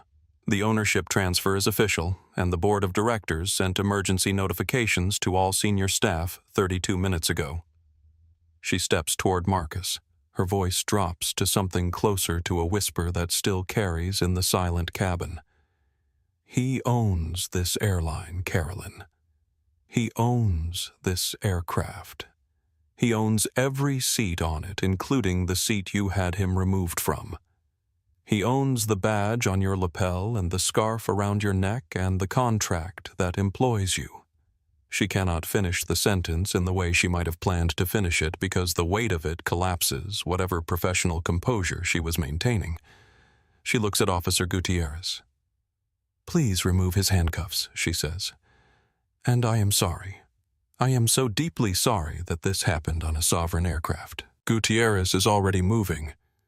The click of the handcuffs unlocking is a different sound from the click of them closing. The same metal, the same mechanism, an entirely different meaning. The sound of the handcuffs opening reaches every corner of the first-class cabin. It arrives as a sound, then as a fact. Then, in the seconds after, as a reckoning, the slow, comprehensive, cascading understanding of what has just been revealed, settling over the cabin, the way light changes when a cloud moves everything the same as it was, and nothing looking the same at all. Marcus rubs his wrists. He does it slowly, deliberately, without looking at Carolyn, without looking at the officers, without performing the discomfort. He simply performs the acknowledgement of it, the redness where the metal pressed, the reality of what just happened in the physical record of his own body. Then he straightens his hoodie. He turns to face the cabin. Nathan Pierce's phone is steady. His viewer count is 16,800 and climbing. He is not commenting. He is not narrating. He is simply holding the frame and letting what is happening fill it. Margaret Flores is sitting very still in Suite 2B with her paperback face down in her lap and her full attention on Marcus. Senator Owens has not looked up from the seat pocket. Sophia Reyes is standing in the aisle with her arms at her sides and her face showing everything she has been holding since she first stepped out of the galley, the fear and the conviction and the specific exhaustion of being right in a room that did not want her to be right. Marcus looks at Carolyn. She is standing near the galley entrance. The color has left her face in the specific way of something draining, not blanching but emptying the visual result of a person's interior architecture, losing its load-bearing elements all at once. She opens her mouth. "If I had known who you were," she begins. "Stop." He says it quietly. One word. It fills the cabin the way water fills a container to every edge. The sentence you are about to say, he says, is the problem. Not the end of it. The problem itself. If you had known who I was, you would have treated me with courtesy. You have just told me in 8 words that my right to be treated as a human being is contingent on my title. That dignity is something I have to earn with my credentials. He holds her gaze. I walked onto this aircraft in the same clothes I wear when I am not trying to be anything for anyone. I asked you 4 times to check a record that would have resolved this in under a minute. What I received instead was a lie told to federal law enforcement. He pauses. You said I was verbally threatening. He says it precisely without heat. That word is in a Port Authority dispatch log. It is on camera, and it has been on my phone since the moment I placed it on the tray table. He reaches into his hoodie pocket. He holds up the phone. The voice memo application is visible on the screen. The waveform of recorded audio still displayed a complete and continuous record from the moment Carolyn first approached Suite 1A. Every word of this interaction, he says, is on this recording. The cabin absorbs this. Carolyn stares at the phone, then at Marcus, then at the phone again.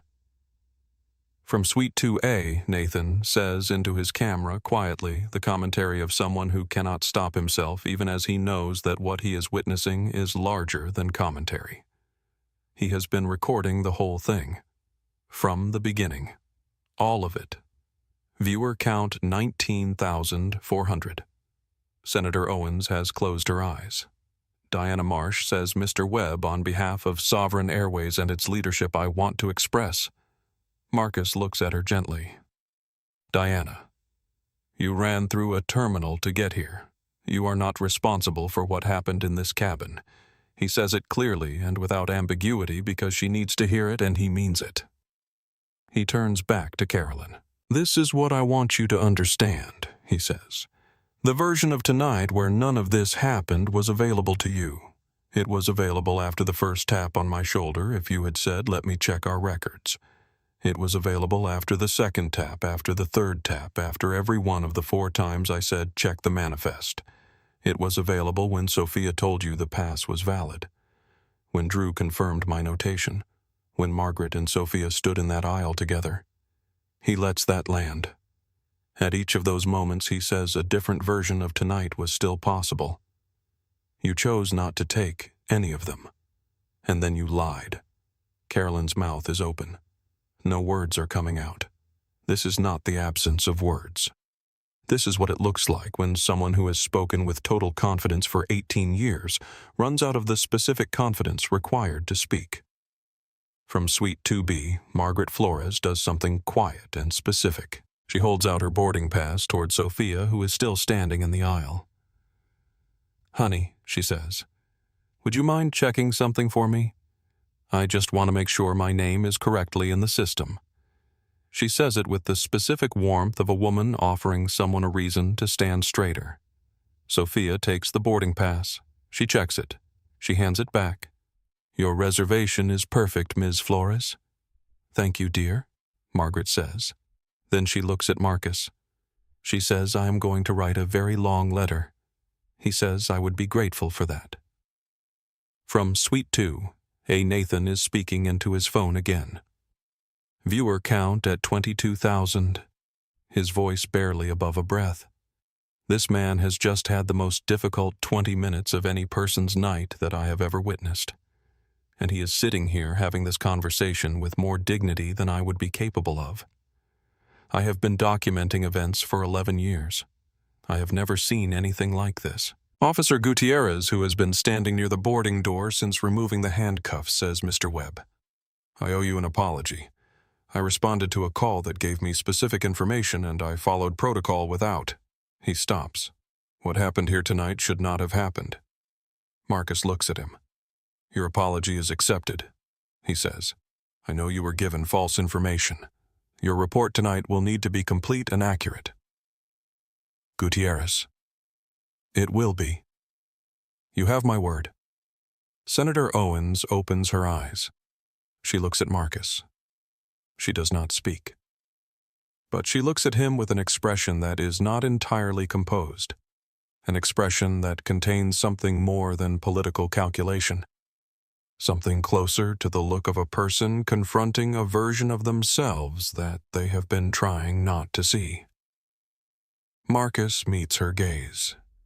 He holds it for one measured moment. He does not smile.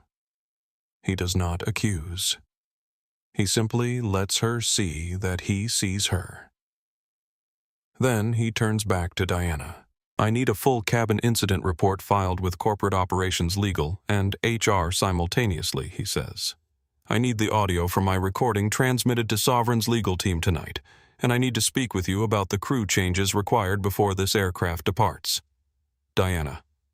Yes, sir. All of it. He says, we are going to make this flight on time. She says, understood. He looks around the cabin. At Nathan, who has lowered his phone to half-mast, no longer pointing but still running. At Margaret, who is watching him with the steady attention of someone who has been watching the right thing all night and knows she can stop now.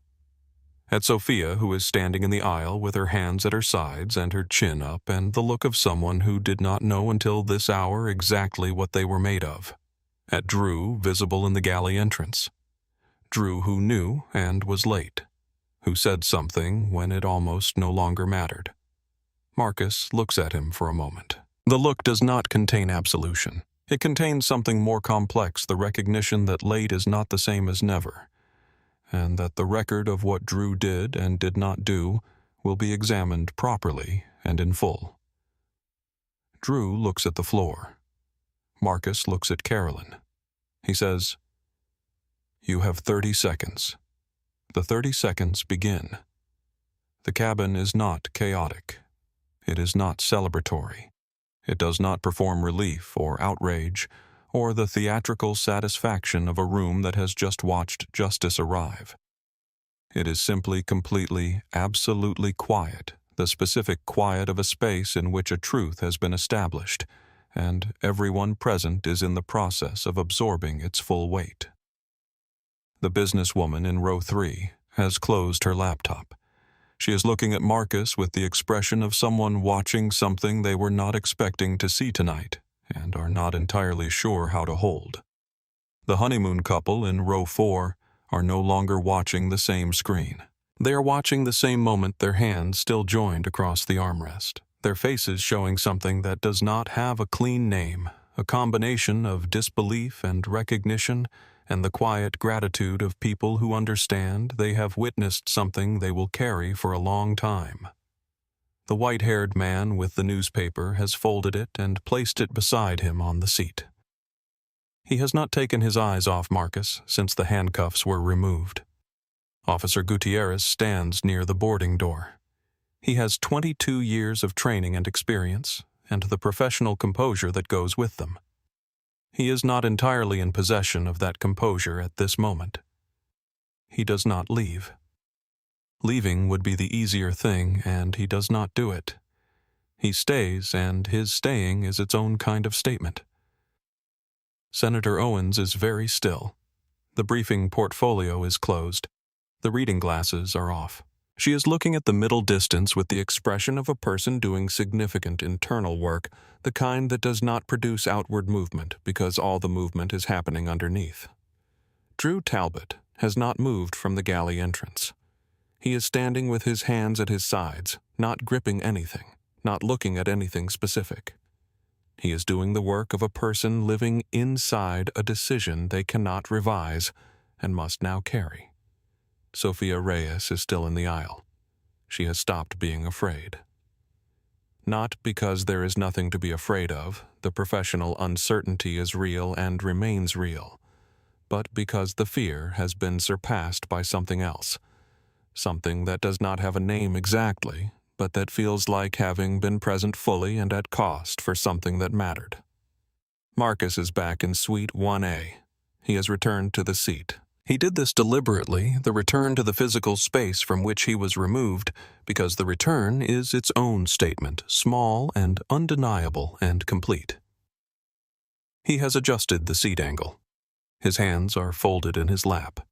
His phone is on the tray table, voice memo application closed, now its work done. He is not looking at anyone. He is looking at the rain on the window, which has not changed, which is still the same rain it was when Carolyn first walked toward him 17 minutes ago impartial and continuous and entirely indifferent to everything that has happened in the amber light of this cabin. The rain on the runway below blurs the approach lights into long ribbons of red and white. The cabin breathes. The 30 seconds are running. Marcus does not make a speech. He has 4 conversations, each one specific, direct, and precisely the length it needs to be. He does not raise his voice. He does not need to. The room is already listening in the way that rooms listen when something true is present in them, the way that silence becomes a different quality of silence when the thing being said inside it actually matters. The first conversation is with Officer Gutierrez. "Officer," he says, "your department will receive a formal communication from Sovereign's legal team regarding tonight's incident." He holds up a hand before Gutierrez can speak. "Not against you. Against the false report that brought you here." The language used in that dispatch call, the words non-compliant and verbally intimidating, are contradicted by the cabin footage, by 3 eyewitness accounts, and by the recording on my phone. Your own report needs to reflect what you actually observed when you boarded. Gutierrez: "It will, Mr. Webb. It will be detailed and accurate." Marcus: "I know it will be. Thank you for your honesty in there." He says it without irony. He means it. Gutierrez made an error under false information. He corrected course when the information changed. Marcus has enough life experience to know the difference between that and what Carolyn did.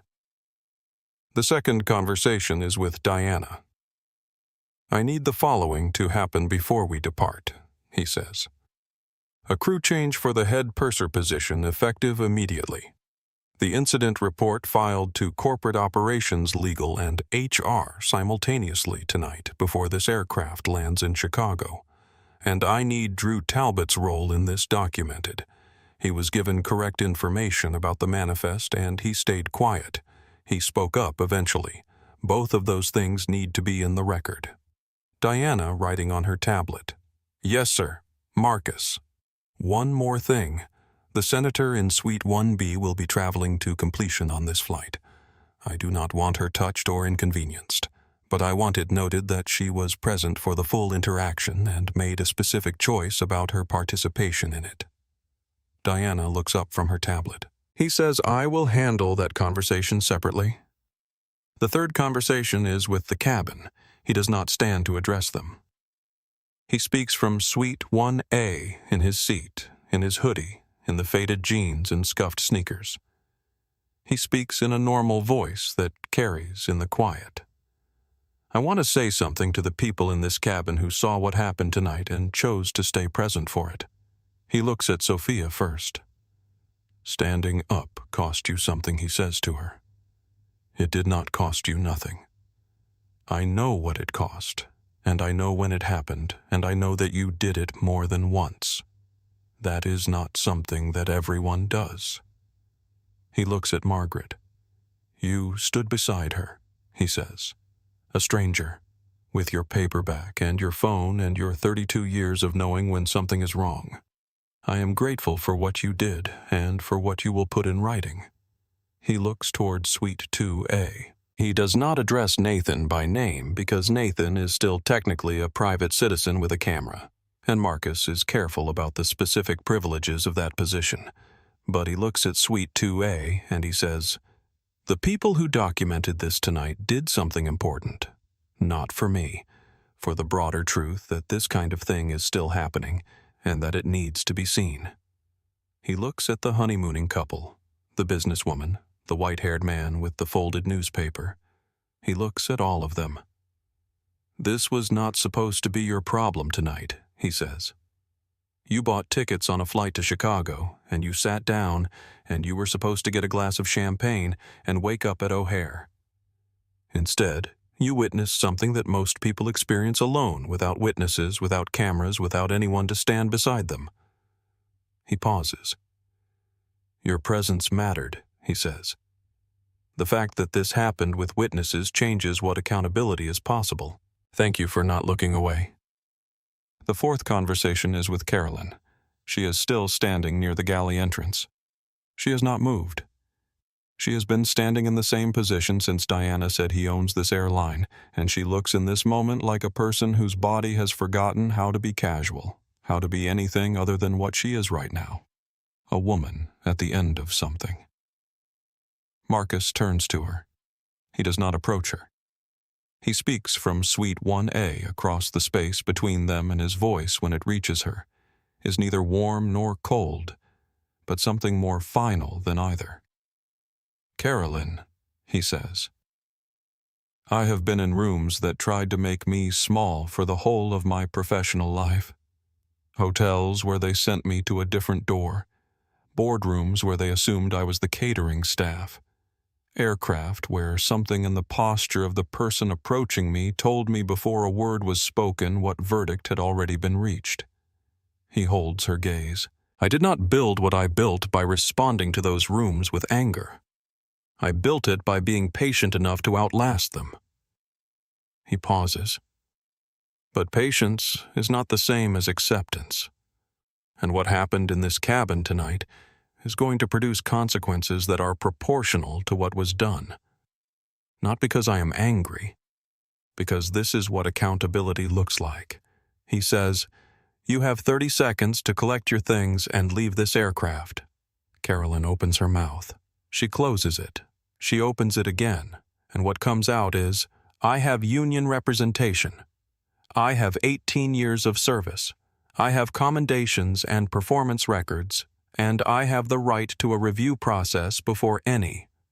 Marcus says Section 12, Paragraph C of your collective bargaining agreement covers gross misconduct involving falsification of security threats against passengers. It is one of the provisions that allows for immediate termination without the standard review process. He says it without emphasis, without triumph, with the specific flat delivery of someone for whom this is not an escalation, but a conclusion. Diana Marsh, without looking up from her tablet. Section 12, Paragraph C, confirmed. Carolyn stares. The union she starts. The review. 18 years. You had 18 years, Marcus says. And within those 18 years, you built something real. He says it without condescension. I am not dismissing what you built here. You genuinely excelled at parts of this job for a long time. What I am telling you is that those 18 years do not absorb tonight. They do not make tonight smaller. You lied to federal law enforcement about a passenger's behavior.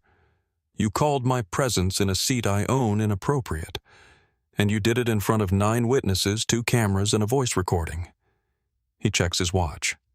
The simple digital display of someone who does not need a timepiece to tell anyone anything about him. 15 seconds.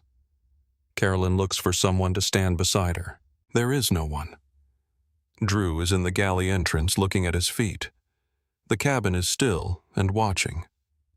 Carolyn, Marcus says. His voice is not unkind. It is simply final. Collect your personal items from the galley. You will receive your final paycheck and any accrued benefits to which you are entitled.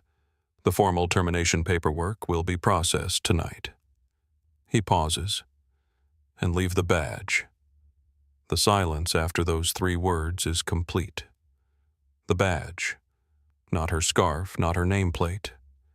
The badge, the silver rectangle on her left lapel with the Sovereign Airways logo embossed in blue and silver, the thing she has clipped to the same place on the same style of uniform jacket every working day for 18 years.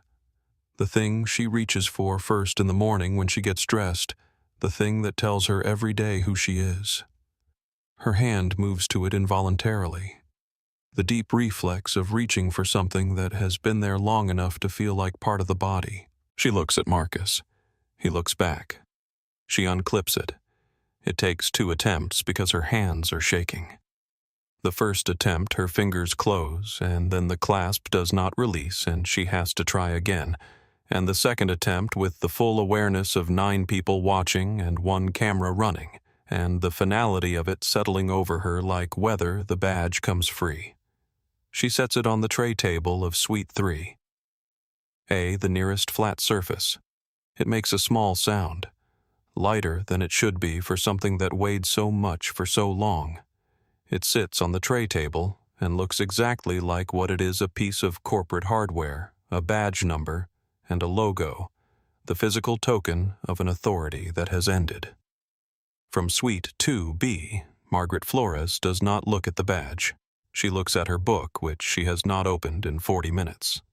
She does not open it now either. She simply looks at it with the expression of someone who has witnessed something complete, something that has arrived at its proper end. Nathan Pierce lowers his phone. His viewer count is 24,000. He will not check it again tonight. There is nothing more to document. What happened has happened, and it has been seen. Carolyn picks up her coat from the galley where she hung it before boarding. She picks up her bag, the personal one, the bag that contains the things that belong to her and not to Sovereign Airways. She does not look at Drew. She does not look at Sophia. She does not look at Senator Owens or Margaret or Nathan. She walks toward aircraft door 1 with the unsteady stride of someone moving through a space that has become unfamiliar. When she reaches the door, Marcus speaks once more. He does not raise his voice. He says, "I hope you will use the time ahead to think carefully about the difference between standards and assumptions. They are not the same thing. They never were." She walks through the door. The jet bridge swallows her. The door closes. The cabin for a moment breathes. She walked off that aircraft without her badge, without her title, without the authority that defined her for 18 years. And the man she tried to have removed in handcuffs is sitting in Suite 1A, in a hoodie, on his airline.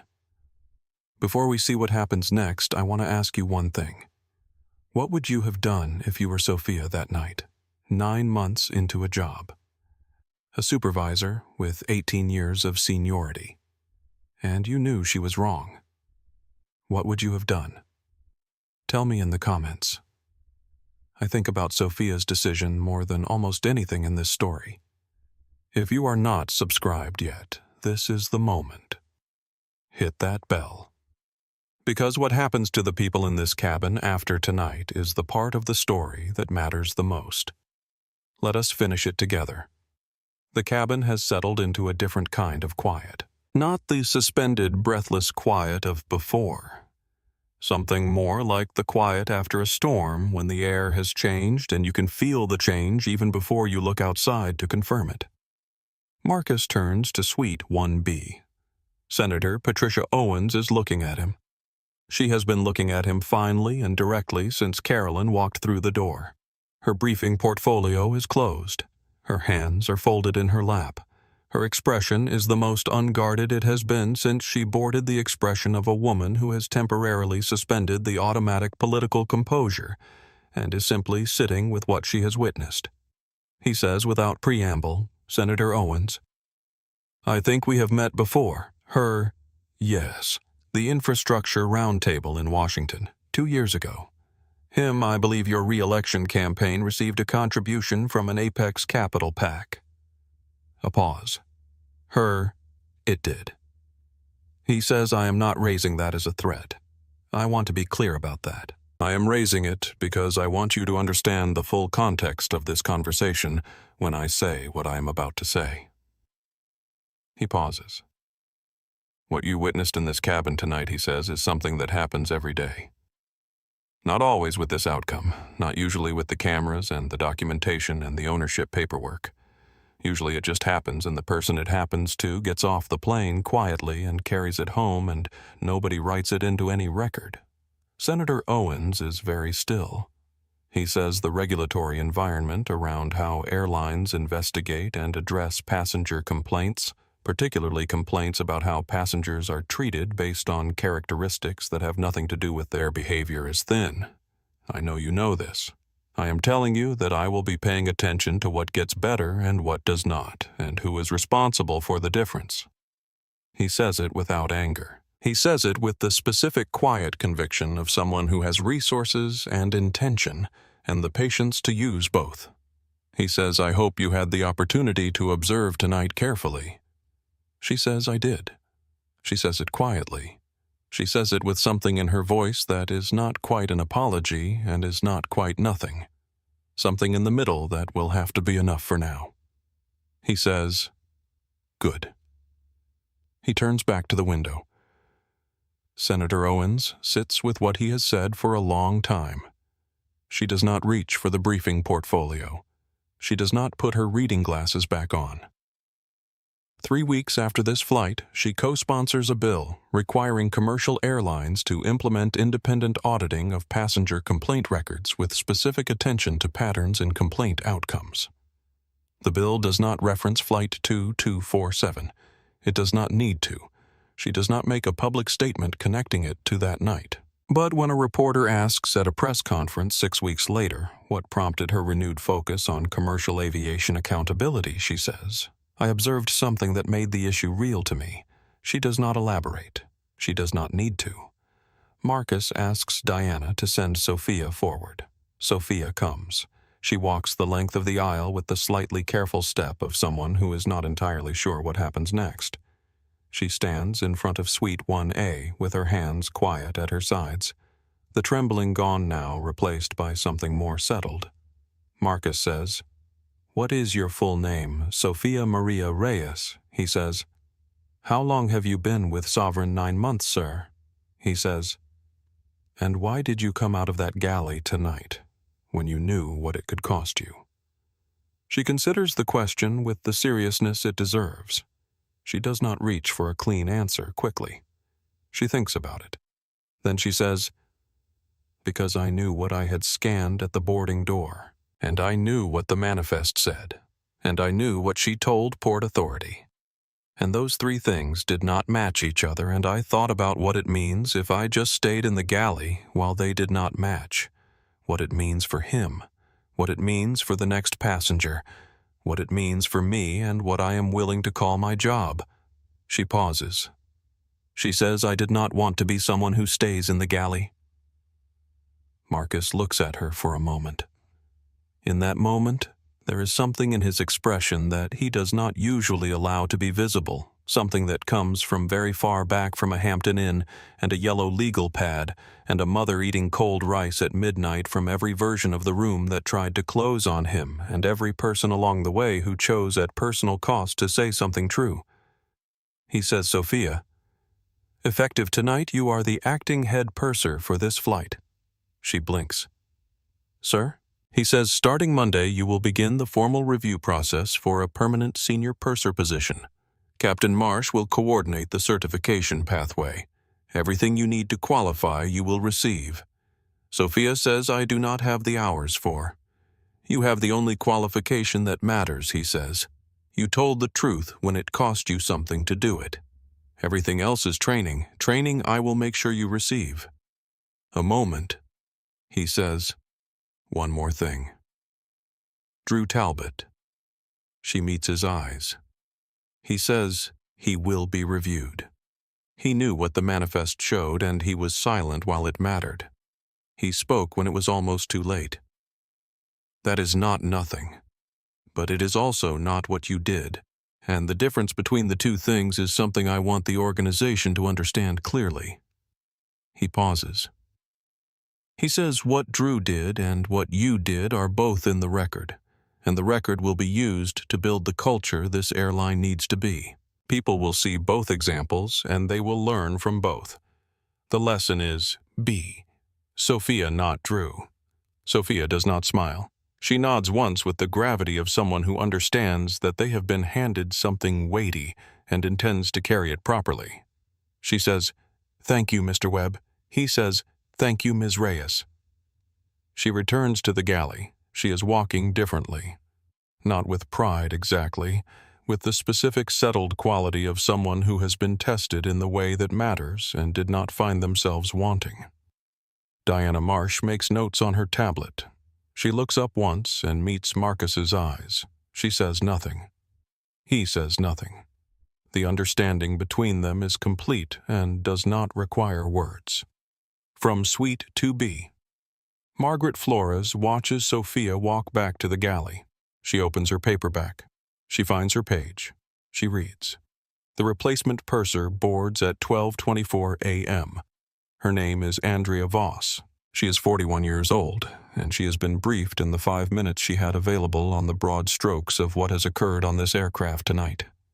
She carries that briefing with her into the cabin, and it shows in the specific care with which she greets each passenger, the extra degree of attention, the awareness that this cabin has experienced something tonight that requires a different quality of presence than a normal flight.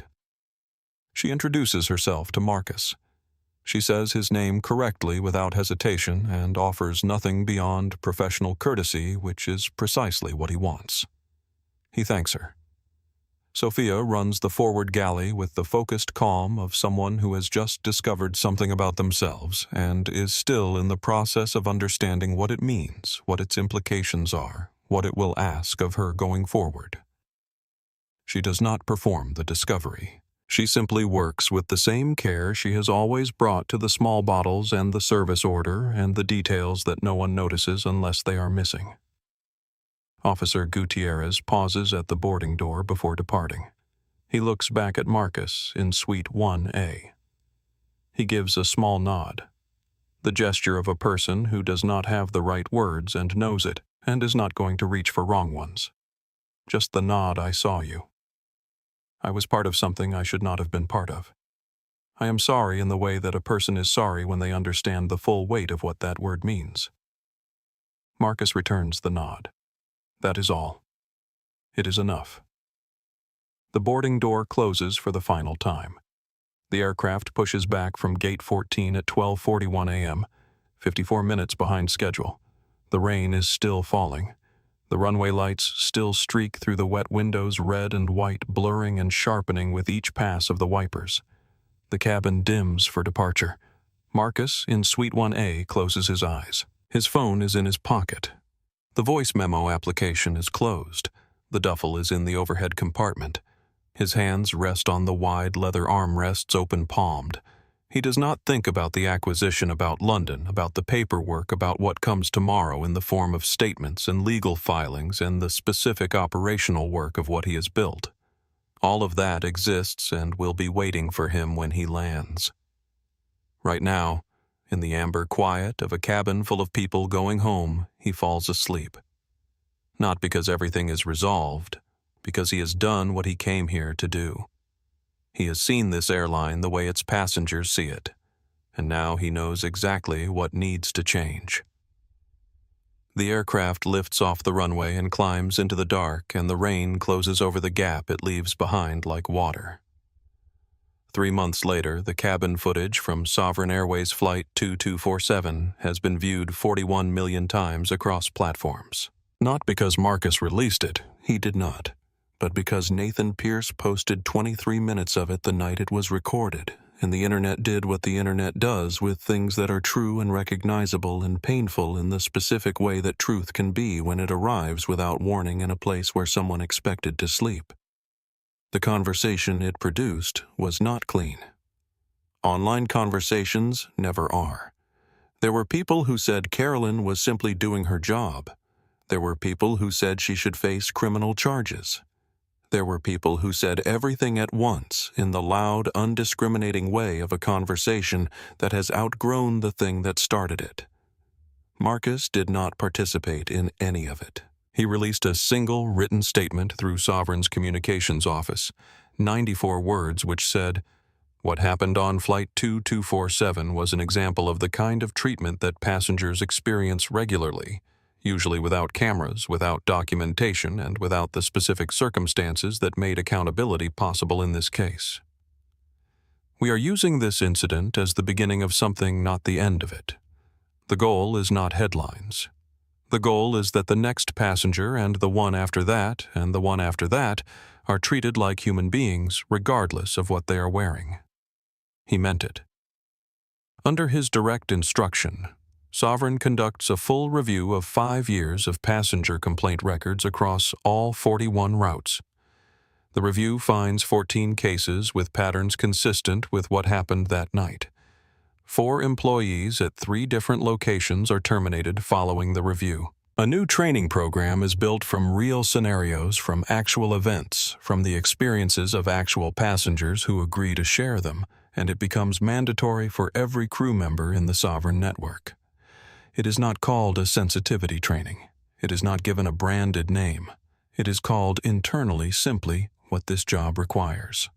Sophia Reyes completes her senior purser certification in 11 weeks. Her first formal performance review describes her in 3 words, makes others braver. Nathan Pierce never monetizes the footage. He gives it freely to 4 journalism programs and 2 civil rights organizations that use it as a case study in documentation and witness accountability. Margaret Flores's letter, 4 handwritten pages mailed to Marcus's office at Apex Capital, is framed and hangs in the Sovereign Airways Training Center in Newark. Not for public display. For the trainers who work there, so they remember that ordinary people with paperbacks and phone cameras and 32 years of teaching 7th grade are paying attention and will say so when it matters. Drew Talbot resigns from Sovereign 2 weeks after the flight. He sends a brief formal email to HR and a separate, longer private message to Sophia. She reads it twice. She does not reply. She does not delete it.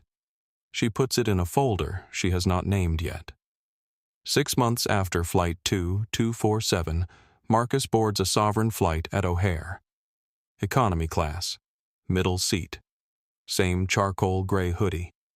Same faded jeans.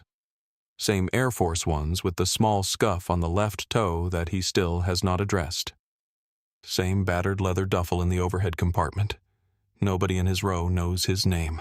The flight attendant serving his section is a young man barely a year into the job with the specific attentiveness of someone who takes the work seriously because they have not yet been told they should not. He hands Marcus a cup of water with real eye contact, with the particular quality of care that communicates I see you as a person. Not a seat number, not a profile, not a category of passenger, a person. Marcus says thank you. He means it more than the young man will ever know. He leans back in the middle seat. The woman in the window seat is asleep. The man in the aisle seat is watching something on his phone with earbuds in. The overhead bins are full. The legroom is not generous. The ambient noise of the aircraft is the ambient noise of 200 people breathing and existing and going somewhere. Nobody is looking at him. Nobody is coming down the aisle to ask him questions.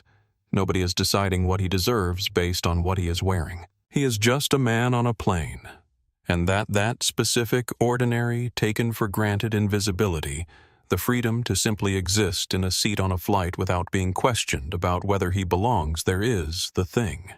Not the acquisition, not the FAA filing, not the boardrooms or the London hotel at 5 a.m. with 9 lawyers and cold coffee. This, the ability to close his eyes on a Tuesday night and not have to brace for the tap on the shoulder. He looks out the window. They are climbing. The city below is becoming a grid of lights, dense at the center, and then spreading outward and thinning at the edges into darkness. Each light a home. Each home full of people going somewhere or coming from somewhere or simply holding still inside the life they have built, carrying things that are invisible from this altitude but real completely and entirely real in the lives that contain them. He thinks about his mother eating cold rice at midnight without complaining once. He thinks about a yellow legal pad in a Hampton Inn in Memphis. He thinks about the click of handcuffs opening. He thinks about Sophia walking into the aisle with her hands shaking and her voice holding. He closes his eyes. The plane carries him home through the dark, through the grid of lights, through everything that is still broken, and everything that is slowly, incrementally, at real cost to real people becoming better. He is asleep before they level off.